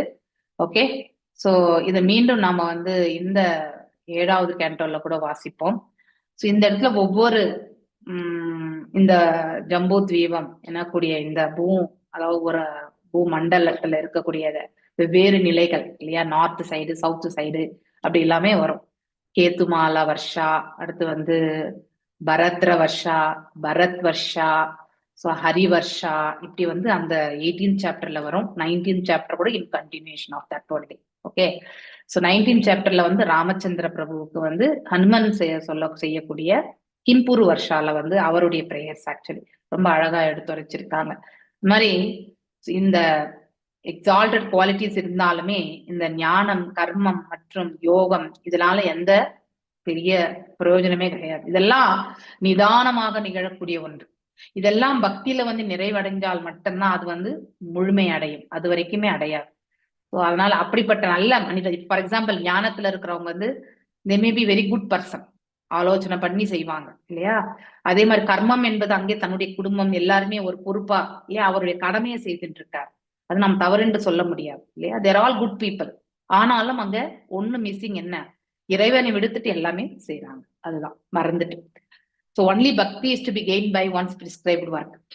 ஸோ அதுதான் தர்ம ஸ்வானுஷ்டித பும்சாம் விஸ்வக்ஷேன கதஸ்துயா நாட் பாத்யதேத் அதிரதிம் ஸ்ரம ஏவஹி கேவலம். அதாவது the occupational duties of man performs according to his own position இல்லையா. ஒருத்தருடைய நிலையை பொறுத்துதான் அவருடைய செயல்பாடுகளே அமையும். அவங்க எந்த மாதிரி நிலையில இருக்காங்க அப்படிங்கிறது முக்கியம் இல்லையா. சகத்வத்துல இருக்காங்களா, ரஜோல இருக்காங்களா, தாம்சிக்ல இருக்காங்களா, இது ஒண்ணு குணாதிசயம். ஏன்னா இந்த உலகத்திற்கு 3 குணங்கள் தான் நம்மளை ஆட்டி வைக்குது இல்லையா. மேலும் நம்முடைய கர்ம பலன்கள், அதற்கேற்ற ஒரு திறப்பு இல்லையா, அது எல்லாமே நமக்கு ஒரு பொசிஷனை கொடுக்குது இல்லைங்க. எந்த வீட்டுல பிறக்கிறோம், ஏழையான வீட்டுல பிறக்கிறோமா, பணக்கார வீட்டுல பிறக்கிறோமா, இல்ல மிடில் கிளாஸ் வீட்டுல பிறக்கிறோமா இல்லையா, யாருக்கு மகனாக பிறக்கிறோம், மகளாக பிறக்கிறோம், இது எல்லாமே வந்து உண்டு அவங்களுடைய, அதுதான் அவங்களுடைய பொசிஷன். சோ அத அவங்க வந்து எப்படி இந்த சேவைகளை ஒருத்தர் வந்து அவர் ஆற்றக்கூடிய கடமைகள்ல இருந்து ஒண்ணு அவங்க தெரிஞ்சுக்கணும். மேன்மையான சேவை எது, ஹையஸ்ட் இல்லையா ஆக்குபேஷனல் டியூட்டி எதுன்னா பக்தி தான். அதை ஒருத்தர் வந்து புரிஞ்சுக்கலன்னா அது வந்து ஒரு யூஸ்லெஸ், அதாவது லேபர் தான் அப்படின்னு அர்த்தம். அப்படின்னா அப்படின்னா அவங்க செய்யக்கூடிய செயல்கள் எல்லாம் வந்து வேஸ்டா அப்படின்னு நம்ம நினைக்கலாம். ஏன்னா அவங்க உயர்வான செயல்கள் தான் செய்யறாங்க, அவங்களுடைய ரெஸ்பான்சிபிலிட்டியை வந்து கண்டிப்பா பண்றாங்க இல்லையா. ஒரு கர்மயோகியா அவங்க குடும்பத்தை கட்டி காக்குறான், மனைவியை பார்த்துக்கிறான், பிள்ளைகளை வளர்க்குறான், அவங்களுக்கு வேண்டிய கல்வியை தரான், திருமணம் செய்து வைக்கிறான். இதெல்லாமே வந்து ஒரு தந்தையாக செய்ய வேண்டிய கடமைகளை அவன் செவ்வனே செய்கின்றான். அப்ப எப்படி அது வந்து யூஸ்லெஸ் லேபர் ஆகும் அப்படின்னா, அவன் செய்யக்கூடிய செயல்கள் எல்லாமே செயல்கள் தான், யாரும் இல்லைன்னு சொல்லல. ஆனா அந்த செயல்களால அந்த குடும்பத்துல வந்து ஏதாவது பிற்காலத்திற்கான ப்ரிப்பரேஷன் ஏதாவது இருக்கா, அடுத்து அதாவது இந்த உடலை நீந்த பிறகு அடுத்தது அவங்க எங்கே செல்ல போகிறார்கள் அப்படிங்கிறதுக்கான விசிபிலிட்டி பார்த்திருக்காங்களா, கிடையாது இல்லையா. மேலும் அவன் ஆற்றக்கூடிய அந்த கடமைகள்ல அவன் எது தவறான ஒரு செயல், எது நல்ல செயல், அதனுடைய விளைவுகள் என்ன, இதனால் நமக்கு என்ன பாதிப்பு, இதை பத்தி எல்லாம் அவன் கண்டிப்பா யோசிச்சே இருக்கமான். சோ அவனுடைய இது கடமை அப்படின்னா என்ன அர்த்தம், அது யூஸ்லெஸ் லேபர் மாதிரிதான். அப்படின்னா நல்லது கெட்டதுமே வந்து புரிஞ்சுக்க முடியாத, அப்படின்னா நல்லது கெட்டதுன்னா பௌதிக தளத்துல இருந்து கிடையாது, ஆன்மீக தளத்துல இருந்து. அதை நாம தெரிஞ்சுக்கணும். இது செய்தால் ஆன்மீகத்துல நமக்கு இது நற்பாதை வந்து அமைத்து கொடுக்கப்படும் இல்லையா. இதை செய்தால் நம்ம ஆன்மீகம் அந்த பக்கமே போக மாட்டோம். ஒருவருடைய வாழ்க்கையில ஆன்மீக தளத்திற்கே செல்லக்கூடிய அந்த வாய்ப்பு கிடைக்காவிடில் அவர்களுடைய வாழ்க்கை நெறி அடுத்த பிறவில வந்து ரொம்பவுமே வந்து இப்ப கிடைச்சிருக்கக்கூடிய இந்த மனித பிறவி கூட கிடைக்குமான்றது நமக்கு தெரியாது. நோ கேரண்டி இல்லையா. சோ அவன் நாட்டிற்கு கர்ம பலனுக்கு ஏற்றவாறு அவன் சொர்க்கத்துக்கும் போகலாம், நரகத்துக்கும் போகலாம், எங்க வேணாலும் போகலாம், நமக்கு தெரியாது. சோ அப்படி அது வந்து யூஸ்லெஸ் லேபர் தான் இல்லையா. சோ அதாவது தன்னுணர்வை ஏற்படுத்தாத ஒரு பௌதீக செயல் வந்து உண்மையிலே அந்த ஜீவனுக்கு வந்து எந்த ஒரு நன்மையும் பயக்காது. அந்த ஜீவனுக்கு நன்மையை பயக்காத ஒரு செயலால் அது வந்து நாம ஏதோ 10ஓடு 11 நாம ஏதோ செஞ்சுட்டு இருக்கோம் வேலைன்னு, அவ்வளவுதான். If they do not provoke attraction for the message of the personality of God, இறைவனுக்காக இது செய்கின்றோம் என்று அந்த உணர்வு இல்லாமல் இல்லையா. இதெல்லாம் நமக்குன்னு பகவான் கொடுத்திருக்கக்கூடிய செயல், ஓகே அவர் எப்படி இதை எடுத்துட்டு போறாரு எடுத்துட்டு போட்டோம், நாம அந்த கடமையா செஞ்சுட்டு போவோம் அப்படின்னு நினைச்சுட்டு பௌதிக செயல்களில் ஈடுபடுபவர்கள் வந்து எந்த பந்தத்திற்கும் ஆட்கொள்ளப்படுவது கிடையாது. மேலும் இறைவனை உணர்வதற்கான மார்க்கத்தை அவர்கள் பெறுகிறார்கள். ஆனால் இறைவனை பற்றி நினைக்காமலே இதை நான் செய்கின்றேன் இல்லையா, நான் சொன்னபடிதான் நடக்கணும், நான் சொன்னதைதான் ஏத்துக்கணும் இல்லையா.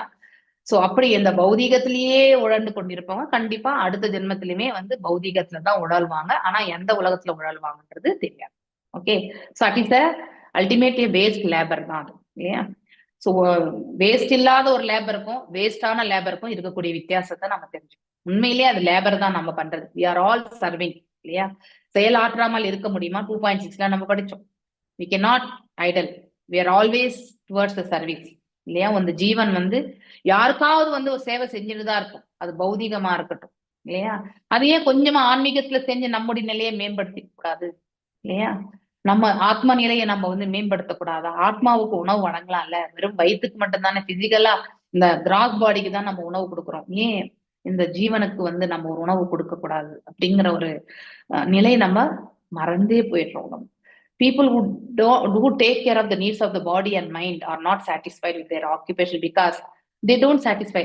நான் அது பார்க்கவே இல்லை அந்த point, but just a flow வந்துச்சு அது. satisfy the soul இல்லையா. ஆத்ம திருப்தி பண்ணணும். ஆத்மா எதை கொண்டு திருப்தி அடையும்னா, ஆத்மாவுக்கு என்ன உணவோ அது கொடுத்த திருப்தி அடையும். ஆத்மாவுடைய உண்மையான நிலை என்ன? தெய்வீகமானது, சுதந்திரமானது இல்லையா. சோ அப்படி இருக்கும் பட்சத்துல தெய்வீகமா இருக்கக்கூடிய ஒரு வஸ்துக்கு நாம் என்ன கொடுக்கணும்? தெய்வீக உணவு, தெய்வீகத்துக்கு சம்பந்தப்பட்ட உணவு தான் கொடுக்கணும். சோ அது என்னது? ஸ்ரவணம், கீர்த்தனம், ஸ்மரணம். இந்த நவவித பக்திஸ்ல என்ன நம்ம செயல்படுறோமோ அது செய்யணும். அதனுடைய விளைவுகள் என்ன? நம்ம ஆல்ரெடி நம்ம ஸ்ரத்தா, சாது சங்கா இல்லையா, பஜன கிரியா, அனர்த்த நிவர்த்தி, இந்த மாதிரியான உணர்வுகள் எல்லாமே எடுத்துட்டு வந்து கொடுக்கும்.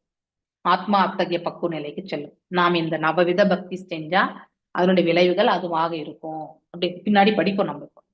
Soul is satisfied only when it is engaged in devotional service. அதுக்கு பக்தி ஒண்ணுதான் உணவு, வேற எதுவுமே கிடையாது. ஹியரிங், சாண்டிங், ஸ்ரவணம், கீர்த்தனம், ஸ்மரணம். Important thing to make advancement in devotional service இல்லையா. ஸோ அதாவது நம்ம பக்தி பாதையில முன்னேறனா ஸ்ரவணம் கண்டிப்பா கேட்கணும். ஸ்ரவணம் is very very very important. Actually நான் டிவோட்டி எதுவுமே வந்து கண்டிப்பா அவனால பௌதீகத்தை கொண்டு பௌதீகத்துக்கு நாம தீர்வு காணவே முடியாது இல்லையா. த்வக்வா ஸ்வதார்மா சரணாம்புஜ ஹரே பஜன் அவப்தோ அத பதே ததோ யதிஹி யத்ரக்வா வா பத்ரம் அபூத் அமூல்யா கை கோ பர்த் அப்தோ பஜதா ஸ்வதர்மதௌ. அதாவது நம்ம 5th சாப்டர்ல இனிமே படிப்போம் 17 ஸ்லோகம். அதான் one who has forsaken his material occupations to engage in the devotional service of the Lord may sometimes fall down while in an immature stage, but yet there is no danger இல்லையா. சொல்பம் அபியஸ்ய தர்மஷ்ய இல்லையா, படிச்சிருக்கோம் இல்லையா. அதாவது ஒரு சிறிய முயற்சி கூட நமக்கு பிற்காலத்துல பெரிய ஆபத்துல இருந்து நம்மள ரட்சிக்கும். அதனால ஆன்மீகத்துல நாம் ஆற்றக்கூடிய தொண்டு என்றைக்கும் வீண் போவது கிடையாது இல்லையா. அது போல ஆனா பௌதீகத்துல அப்படி கிடையாது. நமக்கு பௌதீகத்துல ஒருத்தர் வந்து பௌதீகத்துல ஈடுபட்டு கொண்டு இல்லையா, ஃபார் சேக்கன் அப்படின்னாக்கா வெறுமனே இந்த பௌதீகத்தை நாம செயல்படுத்தணும்ன்றதுக்காக செயல்படுத்த இல்லையா. இது என்னுடைய கடமை, இதை நாம் செய்யணும், அவ்வளவுதான். அதனுடைய பலன்களுக்கெல்லாம் விழையாம நம்முடைய கடமையா அதை செய்துட்டு போகும் பொழுது இல்லையா, டு எங்கேஜ், அதாவது அந்த செயல்களால் அவர் வந்து என்ன மாதிரி ஒரு நிலைக்கு தள்ளப்படுகிறார்? திருத்தொண்டு செய்வதற்கு அவருக்கு ஆர்வம் அதிகம். சோ தன்னுடைய கடமையை வந்து கடமையாக மட்டுமே செய்யறார். அப்படிப்பட்டவங்க சில சமயத்துல வந்து தவறி விழுந்தாலும் கூட இல்லையா, இம்மெச்சூர் ஸ்டேஜ் அப்படின்னா ஆரம்ப காலகட்டத்தில் நம்ம எல்லாருமே இம்மெச்சூர் ஸ்டேஜ் தான். இப்பயாவது ஓரளவுக்கு நம்மளால யோசிக்க முடியுது. அப்பெல்லாம் நம்ம எதுவுமே யோசிச்சது கிடையாது இல்லையா. இருந்தாலும் அதனால எந்த ஒரு ஆபத்துமே கிடையாது. Atleast they are doing something இல்லையா. Some seva they are doing even though it is unsuccessful. அது முழுமை அடையாளனால். அந்த அதர் ஹேண்ட் நான் டிவோட்டி வந்து பாத்தீங்கன்னாக்கா ஃபுல்லி எங்கேஜ் இன் ஆக்குபேஷன் டியூட்டிஸ், எதையுமே அவங்க வந்து லாபத்தை அடைய முடியாது. ஸோ நம்ம இந்த 4 விதமான தியோர்களை பத்தி படிச்சிருக்கோம் இல்லையா. ஸோ யாரது? மையா அர்ப்பித்தக, அதுக்கப்புறம் வந்து ஆசுரம் இல்லையா, அதுக்கப்புறம் வந்து மூடா, நரதாமா இல்லையா. இந்த மூடால வந்து கழுதையை தான் நம்ம சொல்லியிருப்போம் இல்லையா. கழுதைக்கு தலைமையில புல்கட்டு வச்சுட்டா அந்த புல்கட்டு வந்து சாப்பிடலாம்னு நினைச்சிட்டு வந்து அந்த கழுதை முன்னாடி போகும் இல்லையா. ஆனா அது ஒரு அடி எடுத்து முன்னாடி வைக்கும்போது அந்த புல்கட்டும் ஒரு அடி முன்னாடி போகும். கடைசி வரைக்கும் அதனால அந்த புல்கட்டை வந்து சாப்பிட முடியும் இல்லையா? அதனுடைய எஜமானன் எடுத்து கீழே போட்டால் ஒழிய அது வரைக்கும் வந்து என்ன கழுத முன்னாடி நகராது. அது அதுக்காக அதனுடைய இதுதான் அது. அது போலதான் மனிதன் வந்து அதாவது அயராது உழைத்து கொண்டிருக்கிறான். 18 மணி நேரம் 20 மணி நேரம் ஒரு நாளைக்கு உழைக்கிறான் இல்லையா? So that is a waste. அப்படின்னா ஃபுல் அண்ட் ஃபுல் பௌதீகத்துல மட்டுமே ஈடுபடக்கூடியவங்களுடைய செயல்கள் இப்படித்தான் இருக்கும் அப்படின்ட்டு. One who identifies his self as a inert body composed of mucus, அதாவது வெறுமனே இதெல்லாமே கெமிக்கல்ஸ், இந்த மெட்டாபிசிக்ஸ் ஸ்ட்ரக்சர் அப்படின்னு யார் ஒருத்தர் வந்து நினைக்கிறாங்களோ இதுல பஞ்ச மகாபூதங்கள் இல்லை எல்லாமே இல்லையா, who assumes his wife and family as permanently as own இல்லையா, என்னுடைய வீடு, என்னுடைய மனைவி, என்னுடைய மக்கள், இதுதான் உலகம், இது தவிர்த்து எனக்கு உலகமே கிடையாது இல்லையா, things as an earthen image, so birth place இல்லையா, நான் பிறந்த பூமி, இது என் நாடு, என் மக்கள் இப்படின்னு நினைக்கிறாங்க இல்லையா, or who sees the place of pilgrimage as nearly a water இல்லையா, அவங்க எங்கேயாவது போனாங்க, இப்போ வந்து ஒரு யாத்திரைக்கு போனா அது ஒரு புனித ஸ்தலம் என்பதை உணராம எஸ் அங்க ஒரு குளம் இருக்குது அப்படின்னு சாதாரணமா நினைக்கக்கூடிய அந்த பாவத்தை கொண்டிருக்கக்கூடியவர்கள் வந்து அவங்களால நெவர் ஐடென்டிஃபை இன்செல்ஃப் இல்லையா, அவங்கள வந்து புரிஞ்சுக்க, அதாவது எந்த விதத்துல தான் யார் என்பதை வந்து புரிஞ்சு கொள்ள அவங்களால முடியாது. Feel kinship with worship or even visits those who are wise in the spiritual truth, such a person is no better than power has. அதாவது இவங்களுக்கு எல்லா வாய்ப்புகளும் கிடைச்சாலும் கூட அது எல்லாமே வந்து வேஸ்ட், அவங்க உபயோகப்படுத்திக்க மாட்டாங்க. இப்போ ஒரு குருவை போய் தரிசிக்கணும், ஓகே போய் நமஸ்கார் பண்ணிட்டு வந்துட்டே இருக்கிறது, எதுக்காக நம்ம குருவை தரிசிக்கணும் இல்லையா, அந்த குரு கிட்ட நம்ம என்ன கேட்கணும், இதெல்லாம் அந்த இதுவே இருக்கு. கேள்வியுடையார் ஞானியார், அதாவது சுக்ருத்தினோ துஷ்கிருத்தினோ படிச்சிருக்கோம் இல்லையா, சோ அந்த இது வந்து அவங்களுக்கு வராது. அர்த்தார்த்தி ஜிக்னாசு, அது வந்து ஞானி, இந்த 4 பேரும் படிச்சிருக்கோம். இது எக்ஸாம்பிள். அர்த்தார்த்தி யாரு, நம்ம ஆல்ரெடி படிச்சிருக்கோம், துருவ மகாராஜை பத்தி படிச்சிருக்கோம். அவர் என்ன நினைச்சார், முதல்ல ஆரம்ப கட்டத்துல பிரம்மரை காட்டிலும் பெரிய உலகம் என்னன்னு கேட்டார். அப்படின்னா அவரை விட உயர்வான ஸ்தானம் கேட்டார். அதை விட உயர்வான ஸ்தானம் துருவலோகம் பகவான் கொடுத்தார் அவர் கேட்டது. ஆனா அவர் பக்தியில வந்து ஈடுபட்ட பிறகு தான் கேட்ட அந்த பௌதீகம் வந்து உடைந்து போன கண்ணாடி துகள்களுக்கு சமமா நினைச்சார். அதை விட மேன்மையான ஒரு ஸ்தலம் வந்து இறைவனிடத்துல வந்து பக்தி கொண்டு இறைவன் தனக்குன்னு ஒரு ஸ்தானத்தை கொடுத்திருக்கார் இல்லையா, சோ அதை மேன்மையா கருதினார். அது வந்து ஒரு இன்வேல்யூபிள் ஜுவல்லா அவர் நினைக்கிறார். அப்படி சோ உண்மையான அந்த தாத்பரியத்தை எல்லாராலுமே உணர முடியாது. சோ யாருக்கு எவ்வளவு ஈடுபாடு இருக்கோ அதை வந்து அவ்வளவுமே அவங்களால புரிஞ்சுக்க முடியும். வேர் டஸ் லார்ட் ரிசைன், நம்ம ஹிருதயத்துலதான் பகவான் இருக்கார் இல்லையா. ஆஞ்சநேயர் வந்து எங்க இருக்குன்னு சொல்லிக்கிறார், அவர் இதுல வந்து ராமா சீதா, அவர் வந்து அவர் அளவுக்கு நம்மளால எதுவுமே கனவுளோட நினைச்சு பார்க்க முடியாது இல்லையா, ஏன்னா அவருடைய பக்தி லெவலே வேற. நகம் திஸ்தாமி வை குண்டா யோகிம் ஹிருதயே சுபா எத்ர காயந்தி மத் பக்தௌ தத்ர திஸ்தாமி Narada. So my dear, Padma புராணத்துல இருந்து ரெஃபரன்ஸ் சொல்றாங்க. சோ பகவான் எங்க இருக்கார் அப்படிங்கறத வந்து நாரத மகரிஷிட்ட சொல்றார். Actually I don't reside in my abode Vaikuntha. அதாவது அப்படின்னா என்ன இருக்கும்னாக்கா, பிசிக்கலா அங்க இருந்தாலும் எந்த இடத்துல பக்தர்கள் அவரை வந்து நாமங்களை கொண்டும் ரூபங்களை கொண்டும் இல்லையா வழிபாடு தலங்கள் செய்யறாங்களோ அந்த இடத்துலதான் பகவான் இருப்பார். யார் அழைக்கிறாங்களோ அவங்க கிட்டதான் இருப்பார் பகவான். அப்படின்னா இந்த ரியல் இங்க வந்து நம்ம, அதாவது பக்தி பண்ணாதவங்களோட ஹிருதயத்திலயுமே பரமாத்மா இருக்கார். அவர் வந்து சாட்சியா உட்கார்ந்துருக்காரு, அவ்வளவுதான். It's very passive. ஆனா ஆக்டிவா ரெஸ்பான்சிவா இருக்கக்கூடிய, அதாவது இப்போ பக்தன் பேசினா அதற்கு வந்து பதில் கொடுக்கக்கூடிய நிலையில இருக்கிறது எது, அந்த மாதிரி இருத்தல். ரெசிடென்ட் வந்து எங்க இருக்கு என்று சொல்றாருன்னா, பகவான் வந்து நான் வந்து என்னுடைய மேல இருக்கக்கூடிய உலகத்துல கூட கிடையாது, அங்க இஸ் ஆக்சுவலி பிசிக்கலி தேர் இல்லையா. ஆனாலும் not I reside within the hearts of yogis, யோகிகளுடைய ஹிருதயத்துல இருக்கணும்னு கூட நான் நினைக்கிறது இல்லை. But I reside in the place where my pure devotee chants my holy name.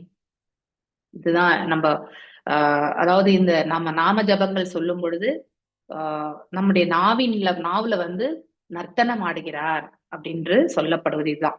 And discuss my form past, யாரெல்லாம் வந்து அவருடைய ரூபத்தை பற்றியும் அவருடைய செயல்களை பற்றியும் லீலைகளை பற்றியுமே எடுத்துரைக்கிறாங்களோ அந்த இடத்துலதான் இருக்கேன். அப்ப நம்ம பக்கத்துல எல்லாம் பகவான் இருப்பாரு இல்லையா.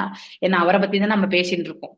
நாம பெரிய பக்தர்கள் இல்லைன்னாலும் அவரை பற்றி பேசுவதால் இல்லையா அந்த ஒரு உணர்வு நமக்கு இருக்கிறதால பகவான் கண்டிப்பா இதை கேட்டுட்டு இருப்பார் இல்லையா?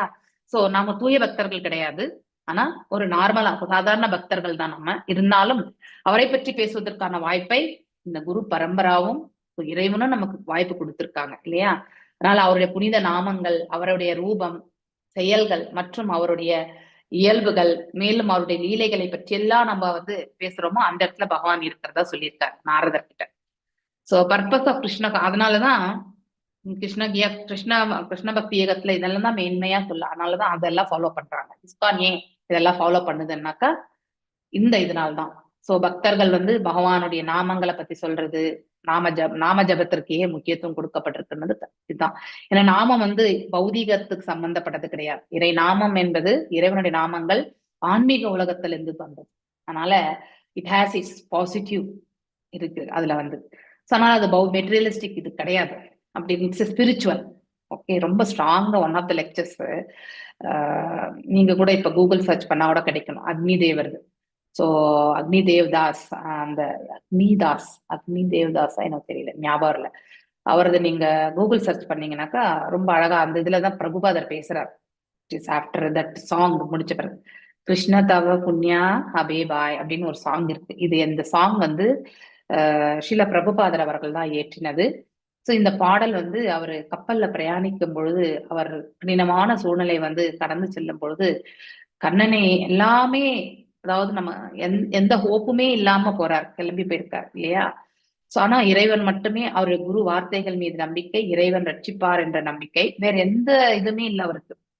சோ அப்படி போகும்பொழுது அவருக்கு உடல் நலம் குன்றி இல்லையா, ஹார்ட் அட்டாக் 2 வாட்டி வரும்பொழுது இந்த பாடல் இயற்றப்பட்டது. சோ அந்த பாடலை அந்த அக்னி தேவதாஸ் அப்படிங்கிறவர் பாடியிருக்கார், ரொம்ப அழகா பாடியிருக்கார். அதனுடைய முடிவுல பிரபுபாதர் ரொம்ப ஸ்ட்ராங்கா பேசுவார்.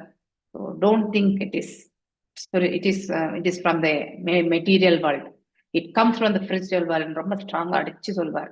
So that shows the realisation. அவர் எந்த அளவுக்கு அதை உணர்ந்திருப்பார், அவ்வளவு ஸ்ட்ராங் இன்ஃபர்மேஷன் பாஸ் பண்றாரு அதுல அவர். So it is a very nice அவர் எக்ஸ்பிளனேஷன். நம்ம அதாவது ஆரம்ப கட்டத்துல I was not listening Prabhupada lectures. இது சொல்லணும்னா எல்லாருக்குமே இருக்கும் அது இல்லையா? ஏன்னா ஒரு இடத்துல நம்ம ஈடுபாடு வரணும்னா இமீடியட்டா வராது. ஆனா அது அவருடைய லெக்சர்ஸ் கேட்க கேட்க அதனுடைய ஆழமான கருத்துக்கள் நமக்கு நிறைய ரியலைசேஷன்ஸ் நம்ம கொடுக்கும். நாம எந்த இடத்துல டீவியேட் ஆறோம், நம்ம எந்த இடத்துல தவறு இழைக்கிறோம், எதை நாம செய்யக்கூடாது, இதெல்லாமே நம்ம கிளியர் கட்டா அவர் அடிச்சே சொல்லிடுவார். No hesitation. அப்படி சொல்றதுக்கு we should have more realization. இது கரெக்ட். நாமெல்லாம் சொன்னா மேபி மே நாட் பி அப்படிலாம் நம்ம சொல்லலாம். ஏன்னா நமக்கு அந்த உணர்வுகளே கிடையாது, அந்த அளவுக்கு பக்குவம் கிடையாது இல்லையா? ஓரளவுக்கு தான் நம்ம இறைவனோட சம்பந்தப்படுத்தியிருக்கோம் இல்லையா? அட்லீஸ்ட் பகவான் இருக்கார் அப்படிங்கிறது இருக்கு. அட்லீஸ்ட் நம்ம அவரை சேவிக்கக்கூடிய மனசு இருக்கு இல்லையா? நாம அபராதங்கள் இல்லைனாலும் நாம பாஷையிலாவது நம்ம செய்யறதுக்கான வாய்ப்பை குருவினுடைய அனுகிரகத்தால கிடைச்சிருக்கு. இப்படி எல்லாம் இருக்கலாம். ஆனா அவர் ஒரு தூய பக்தர், அவருடைய உணர்தல் மேன்மையானதாக ரொம்ப அழகா சொல்றாரு அவரை. இதெல்லாமே நமக்கு கொடுத்துருக்காங்க. சோ கிருஷ்ண மகாமந்திரத்தை ஜபிக்கிறோம், பகவத்கீதை பாகவதம் எல்லாம் வாசிக்கிறோம். அவருடைய பாகவதத்திலையும் பகவத்கீதையிலுமே நம்ம அவருடைய செயல்கள் லீலைகள் இதெல்லாம் நம்ம படிக்கிறோம். Then gradually it be relieved. So இது எல்லாமே கிருஷ்ண உணர்வு இயக்கத்துல வருது. இந்த real goals of one's occupational duties இல்லையா? உண்மையான உயர்வான கோல் எதுன்னா இறை தொண்டு இல்லையா? ஸோ அது பௌதீக லாபமாக இருக்கக்கூடாது, அதுதான் உயர்வானது. It's meant for liberation. உண்மையிலேயே ஒருத்தருக்கு அவருக்கு விதிக்கப்பட்ட கடமைகள் அவரை முக்திக்கான, அதாவது மோட்சத்திற்கான மார்க்கத்துக்கு இட்டு செல்லணும், பௌதிக லாபத்திற்காக கிடையாது. அப்படின்னா அவன் ஆற்றக்கூடிய கடமை எப்படி இருக்கணும்? இறைவனை மையமாகவே. Dharma needs to be perform for அபவர்கா, நாட் ஃபார் மெட்டீரியல் ஹெல்த். அதாவது நாம ஏதாவது இறை தொண்டு நாம் ஆற்றுறது, தர்மம் என்றால் ஒருவருடைய கடமை இல்லையா? ஆற்ற வேண்டிய கடமை. அது எதற்காக செய்யணும்னா இந்த பிரபஞ்சத்துல இருந்து நீங்கி நாம நம்முடைய விடுதலைக்கானதாக இருக்க வேண்டிய ஒழிய பௌதீக லாபத்திற்காக இருக்கக்கூடாது, பௌதீக செல்வங்களுக்காக இருக்கக்கூடாது. டோன்ட் யூஸ் அர்த்தா, அதாவது செல்வத்தை ஃபார் காமா, புலநுகர்ச்சிக்காக நாம உபயோகப்படுத்தக்கூடாது அப்படிங்கிறது. இப்ப ஞானா யோகி பக்தி இல்லையா? சோ அவங்களுடைய தர்மம் என்ன, அவங்களுடைய முக்தி என்ன அப்பவர்க்கம் இல்லையா? சோ அது என்னன்றது பார்க்கலாம். சோ அதாவது ஞானி மைண்ட் கண்ட்ரோல், சென்ஸ் கண்ட்ரோல். ஞானி என்ன பண்ணுவான்? புலன்களை கட்டுப்படுத்துவான் இல்லையா? மனசை கட்டுப்படுத்துவான், புலன்களை கட்டுப்படுத்துவான். அவன் இறுதியில வந்து பிரகாசத்தை வந்து இந்த இதுல இருந்து வச்சுட்டு he will go for the அந்த சாயுஜ்ய முக்தி அடையறதுக்காக அவன் எங்கே போவான்? அவனுடைய லிபரேஷன் எங்க போகும்? எங்க போய் அடைவான்? சாயுஜ்ய முக்தியில தான் அடைவான். யோகியும் வந்து பரமாத்மா ரியலைசேஷன் வரும், ஆனா அவனும் இறுதியில வந்து சாயுஜ்ய முக்திக்கு தான் போவான் யோகிகளும். ஏன்னா அந்த 4 கைகளுடைய ரியலைசேஷன் வரும் பொழுதும் இறுதியில வந்து அவன் வந்து அவனுடைய இதை நம்ம ஐ திங்க் என்ன 6th சாப்டர் சைத்தன்ய சரிதாமிரதத்துல சர்வபௌம பட்டாச்சாரியாவுக்கும் சைத்தன்ய மகாபிரபுவுக்கும் வந்து இடையில நடக்கக்கூடிய சம்பாஷணையில வந்து நாம இதை படிச்சோம் இல்லையா? யமா நியமா 8 அஷ்டாங்க பயிற்சிகள் எல்லாம் பண்ணி புலன்கள் எல்லாம் கட்டுப்படுத்தி ஹிருதயத்துல வந்து 4 கைகளுடைய ரூபத்தை நிலைநிறுத்துவாங்க. ஆனா இறுதியில அவங்க என்ன நினைப்பாங்க? சோ அந்த அருவத்தன்மையில தான் பகவான் வந்து அருமத்தன்மையில தான் நம்மன்றத வந்து எடுத்துட்டு போயிடுவாங்க, அந்த கான்செப்டுக்கு போயிடுவாங்க. சோ இவங்களை விட இவங்க வந்து இவங்க பெட்டர், அட்லீஸ்ட் இவங்க வந்து வெறும் ஆற்றல் அப்படின்ட்டு. ஆனா இவங்க பகவானுக்கு ரூபம் உண்டு, ஆனா அது வந்து உண்மையானது இல்லைன்ற அந்த நிலைக்கு போய் என்ன பண்ணுவாங்க? ஆற்றல்ல போய் இறங்கிடுவாங்க. பரமாத்மா ரியலைசேஷன், இங்க பிரம்மன் ரியலைசேஷன், பரமாத்மா ரியலைசேஷன். பக்தன் அப்படி கிடையாது. இறைவனுடைய திரு நாமங்களை சொல்வதும் கேட்பதும் அவனுடைய கடமை. பிரேம பக்தி எப்பொழுதுமே எங்க சென்றாலும் இறை பக்தியில வந்து அவங்க வந்து ஈடுபட்டு இருப்பாங்க. இன்னொரு கிளாஸ் கூட ஆகுமோ என்ன? மாதாஜி அப்பவர்க்கம்னா என்ன மாதாஜி? இலக்கு மத்து இது, அதாவது விடுதலை. சோ அவங்க அடையக்கூடிய நிலை அப்பவர்க்கம், லிபரேஷன் இல்லையா? ஒருத்தர் வந்து எல்லாருமே வந்து லிபரேஷன், இந்த 3 விதமான யோகங்கள் இருக்கிறவங்க அடையக்கூடிய முக்திகள் பத்தி சொல்றது. அதுதான் அப்பவம். எஸ், அவங்க அடையக்கூடிய இறுதி இலக்கு இல்லையா? சோ ஒருத்தர் வந்து இறுதி இலக்கு கண்டிப்பா அடையணும் இல்லையா? இறுதி இலக்கு என்பது என்ன? ஒரு ஜீவனுக்கு வந்து முக்தி தான் இல்லையா? அதுதான் liberation. Okay. So importance of having a proper aspirations in the never direct one's desire for sense gratification இல்லையா? ஒருத்தருக்கு வந்து நாம வந்து இந்த இதுல போயிட்டு அவங்களுடைய புலன் நுகர்ச்சிக்காக இதை செய்ய நம்ம அவங்களை டைரக்ட் பண்ணவே கூடாது. ஏன்னா அதுலயே போய் விழுந்து அவங்களால மேலும் வெளியில வர முடியாது.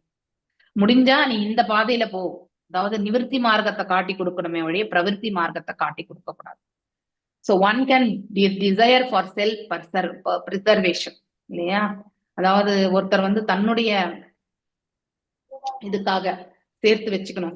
செல்ஃப் ப்ரிசர்வேஷன்னா அவனுக்கு தேவையானது அவன் வந்து வச்சுக்கிறது இல்லையா? சோ மனசுல ஏதோ ஒண்ணு அவங்களுக்குன்னு இதெல்லாம் பண்ணணும் இதெல்லாம் பண்ணணும் அப்படிங்கிறது எல்லாமே உண்டு. அதை வந்து அவனை எய்ம் பண்ணலாம். ஜீவஷ்ய தத்துவ ஜிக்னாசா. ஆனா இவங்க வந்து இப்படி இருந்தாலும் கூட இறைவனை பற்றியான அந்த கேள்விகள் அவங்களுக்கு கண்டிப்பா எழணும். அவரை பத்தி தெரிஞ்சுக்கிறதுக்கான இது நம்ம ஆல்ரெடி படிச்சிருக்கோம் இல்லையா? அர்த்தாத்ரி ஜிக்னாசு, அதுக்கப்புறம் வந்து இது என்னது ஞானி. இந்த 4 நிலைகள். இங்க 5.5.5 ஸ்லோகம் ரிஷபதேவர் தன்னுடைய பிள்ளைகளுக்கு வந்து அறிவுரை கொடுக்கிறார். என்னன்னு? பராபாவஸ்தாவத் அபோஜாதோ யுவன்னா ஜிக்னாஸ்தா ஆத்ம தத்துவம். அதாவது ஒருத்தர் ஜிக்னாசா கண்டிப்பா பண்ணணும், ஆத்ம தத்துவ பத்தி தெரிஞ்சுக்க முயற்சி பண்ணணும். நாம யார் என்பதை தெரிஞ்சுக்க ஒருத்தர் முயற்சி செய்யாத வரைக்கும் அவன் பௌதிகவாதி தான். அவன் மீண்டும் மீண்டும் இந்த இடத்துல திரும்பி வருவான். யாவத் கிரியாஸ்தாவத் இதம் மனோவை கர்மாத்மகம் ஏன ஷரீர பந்தனக. ஓகே, ஷரீர பந்தனம். As long as one does not inquire about the spiritual values of life. Very nice இல்லையா? So material value of life மட்டுமே நம்ம பார்த்துட்டு இருக்க கூடாது, ஸ்பிரிச்சுவல் வேல்யூ ஆஃப் லைஃபும் நம்ம பார்க்கணும். அப்படிப்பட்டவன் வந்து இங்கே வந்து is a defeated person. One is defeated and subject to miseries arising from ignorance இல்லையா? சோ அப்படின்னா அவன் அறியாமையில தான் இருப்பான். இது வரைக்கும் ஆன்மீக தளத்து பக்கம் போகலையே, அது வரைக்கும் அவன் வந்து ஆவித்யை தான் இல்லையா? அவன் வாழ்க்கையில எல்லாமே ஏற்படக்கூடிய தோல்விகள் பௌதிக சம்பந்தப்பட்டதாக தான் இருக்கும். அதனால் அவன் வந்து உழண்டு கொண்டிருப்பான். அவன் வந்து பாவப்பட்டவனா இருக்கட்டும், இல்லை தர்மம் அறிந்தவனா இருக்கட்டும், கர்மா ஹஸ் இஸ் ரிசல்டன்ட் ஆக்ஷன்ஸ் இல்லையா? அவன் ஆற்றக்கூடிய அந்த கர்மங்களுடைய, ஹரே கிருஷ்ணா, யாரோ அன்மியூட்ல இருக்கீங்க, ஹரே கிருஷ்ணா. சோ அவன் ஆற்றக்கூடிய அந்த கர்மங்கள் வந்து அவனை வந்து பாவமா இருந்தாலும் புண்ணியமா இருந்தாலும் ரெண்டுத்தையுமே அவன் அனுபவிக்கணும் இல்லையா? ஆனா if a person engaged in any kind of karma, his mind is called as karmatmaka இல்லையா? அவன் வந்து ஏதோ ஒரு கர்மத்துல அவன் செயல்பட்டு கொண்டு, அது சகாம கர்மா இருக்கலாம், நிஷ்காம கர்மா இருக்கலாம், இல்லையா கர்ம காண்டால இருக்கலாம். இந்த 3 இதுலயும் எதுல ஒண்ணுத்துல அவன் வந்து அவனுடைய மனசு வந்து ஆழ்ந்து பதிந்திருந்தால் அவனுடைய மனசு வந்து கர்ம ஆத்மக. சோ கர்மத்தை நோக்கி மட்டுமே அந்த ஆத்மா வந்து நகர்ந்து கொண்டிருக்கின்றது என்று பொருள். அதனால அவன் வந்து பலன் கருதும் செயல்கள்ல ஈடுபடுவான். எது வரைக்கும் மனசு வந்து தூய்மையற்ற நிலையில இருக்கோ அப்போ அவனுடைய உணர்வும் வந்து கிளியரா இருக்காது. அப்படின்னா டிசிஷன் மேக்கிங், அவனுடைய செயல்கள்ல வந்து பக்குவம் என்பது இருக்காது. as long as one is observed in the fruitive activity, எது வரைக்கும் ஒரு உயிர் வாழி வந்து பலன் கருதும் செயல்கள் ஈடுபட்டிருக்கானோ அவன் அது வரைக்குமே அவன் இன்னொரு பௌதிக உடலை ஏற்பதற்கு அவன் வந்து தள்ளப்படுவான்.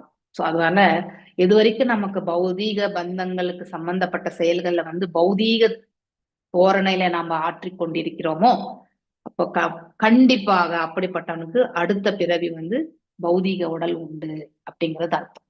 இதுதான் ரிஷபதேவர் தன்னுடைய 100 பிள்ளைகளுக்கு எடுத்துரைக்கிறார். தத்வா என்றால் எந்த காலத்திலுமே ஒரே மாதிரி நிலையை கொண்டது, அதுதான் தத்துவம் என்பது. அதாவது இந்த பௌதீக நிலைகளுக்கு அப்பாற்பட்டது. ஃபார் எக்ஸாம்பிள் சத்து தத்து ஆல்ரெடி உங்களுக்கு நான் சொல்லியிருக்கேன் இல்லையா. சோ எப்பொழுதுமே பாஸ்ட் பிரசன்ட் ஃபியூச்சர் எல்லா நிலைகளிலுமே மாற்றமற்ற நிலையில இருக்கிறது தத்துவம். சத் என்பது காலத்துக்கு, அதாவது ரிலேட்டிவ் ட்ரூத் அப்படிங்கிறதையும் நாம படிச்சிருக்கோம் இல்லையா. இங்க 17th சாப்டர்ல வரும்னு நினைக்கிறேன். ஓம் தத் சத் இல்லையா, அது படிக்கிறோம் இல்லையா, தானங்கள் கொடுக்குறது. சோ லேர்ன் டிரான்ஸ்டென்டலிஸ்ட் தத்துவ விதாஸ் டிஸ்கிரைப், அதாவது 3 விதமான நிலைகள், பிரம்மன், பரமாத்மா மற்றும் பகவான் இல்லையா. அப்ப கிளாஸ் ஆஃப் மில்க் இங்க வந்து எப்படி நாம அதை புரிஞ்சுக்கலாம்னா, அதை பத்தி எடுத்துரைக்கும் பொழுது அதை பத்தி இந்த பால் வெண்மையாக இருக்கும் இல்லையா அப்படிங்கிறத பத்தி, அந்த பாலினுடைய தன்மை எல்லாமே எடுத்துரைக்கிறது வந்து அதை கேட்கக்கூடியதுல இருந்து நம்ம தெரிஞ்சுக்கலாம். ஒண்ணு வந்து கேட்பதால் தெரிஞ்சுக்கிறது, ஒண்ணு அதை தொட்டு பார்த்து நுகர்ந்து பார்த்து இல்லையா அதை புரிஞ்சுக்கலாம், இன்னொன்னு அதை ருசித்து பார்த்து தெரிஞ்சுக்கிறது. 3 விதமான நிலைகள். இப்போ கேட்பதால் வர்றது வந்து ஃபர்ஸ்ட் லெவல் இல்லையா. இப்போ ஒருத்தர் வந்து பொண்ணு பார்க்க போறாங்க, அந்த பொண்ணு இப்படி இருக்கு அப்படி இருக்கும் அப்படின்னு சொல்லிட்டு நமக்கு ஜாதகம் கொடுத்தவங்க வந்து சொல்லுவாங்க, குள்ளமா இருக்கும், இல்ல ஹைட்டா இருக்கும், இல்ல ரொம்ப அழகா இருக்கும், இப்படிலாம் நமக்கு டிஸ்கிரிப்ஷன் பண்ணுவாங்க. அதை நம்ம காதால மட்டும் தான் கேட்டுருக்கோம், அது ஃபர்ஸ்ட் லெவல் இல்லையா. சோ அதுதான் அசம்ஷன்ஸை பாக்குறது. சோ ஆனாலும் வெறும் பிரகாசத்தை எண்ணி போறது, சாயுஜ முக்தி அடையறாங்க இல்லையா. அதுக்கடுத்து வந்து 4 கைகளுடைய ரூபத்தை பாக்குறோம், பரமாத்மா. இது யாரு, யோகிகள் இல்லையா. Seeing the texture, touching and smelling அப்படின்னா ஓரளவுக்கு. நெக்ஸ்ட் பரமாத்மா ரியலைசேஷன். அதை ருசிக்கிறது என்பது பக்தி பாவத்துல வந்து இறைவனோட சம்பந்தப்படுத்தி கொள்ளும் பொழுது அவருடைய பகவான் நிலையை வந்து உணர்றது. இதுதான் 3 விதமான நிலைகள். இதை நம்ம வேறு வித எக்ஸாம்பிள்ஸ் கூட நம்ம படிச்சிருக்கோம் இல்லையா. சூரிய பிரகாசம், சூரிய வட்டம் மற்றும் சூரிய கிரகம் என்பது. சோ மென்டல் ஸ்பெகுலேஷன் ஞானி, ஃபர்ஸ்ட் வந்து ஞானி, அடுத்து யோகி, அதுக்கு அடுத்து வந்து பக்தன். இந்த 3 நிலைகளை வந்து பாக்குறது. ஸோ மேலும் 2.15 வந்து qualification to practise bhakti. Faith in the lord's message. I think நான் இதுல இருந்து நான் அடுத்த வாரம் எடுக்கிறேன். ஏன்னா இதுக்கு மத்தியில இருக்கக்கூடிய ஸ்லோகங்களையும் ஒரு முறை நம்ம வாசிச்சுட்டு நம்ம பார்க்கலாம். ஸோ இது வந்து ஐ திங்க் இதுவும் நான் பண்ணல, 12 நிமிஷம் இது வரைக்கும் படிச்சோம் நம்ம இப்போ இல்லையா. ஸோ இந்த 12ல இருந்து நாம அடுத்த வாரம் படிக்கலாம். ஓகே, ஹரே கிருஷ்ணா. எல்லா ஸ்லோகத்தையும் ஒரு வாட்டி வாசிச்சு நம்ம பேசிக் லெவல் நல்லா புரிஞ்சுட்டு இந்த சாப்டர் நம்ம பண்ணலாம். வாஞ்சகல்பதாரூபியஷ கிருபா சிந்துபியேவச்ச பதிதனாம் பாவனேபியோ வைஷ்ணவேபியோ நமோ நமः. अनंत कोटि वैष्णव वृंद की जय. नामाचार्य हरिदास ठाकुर की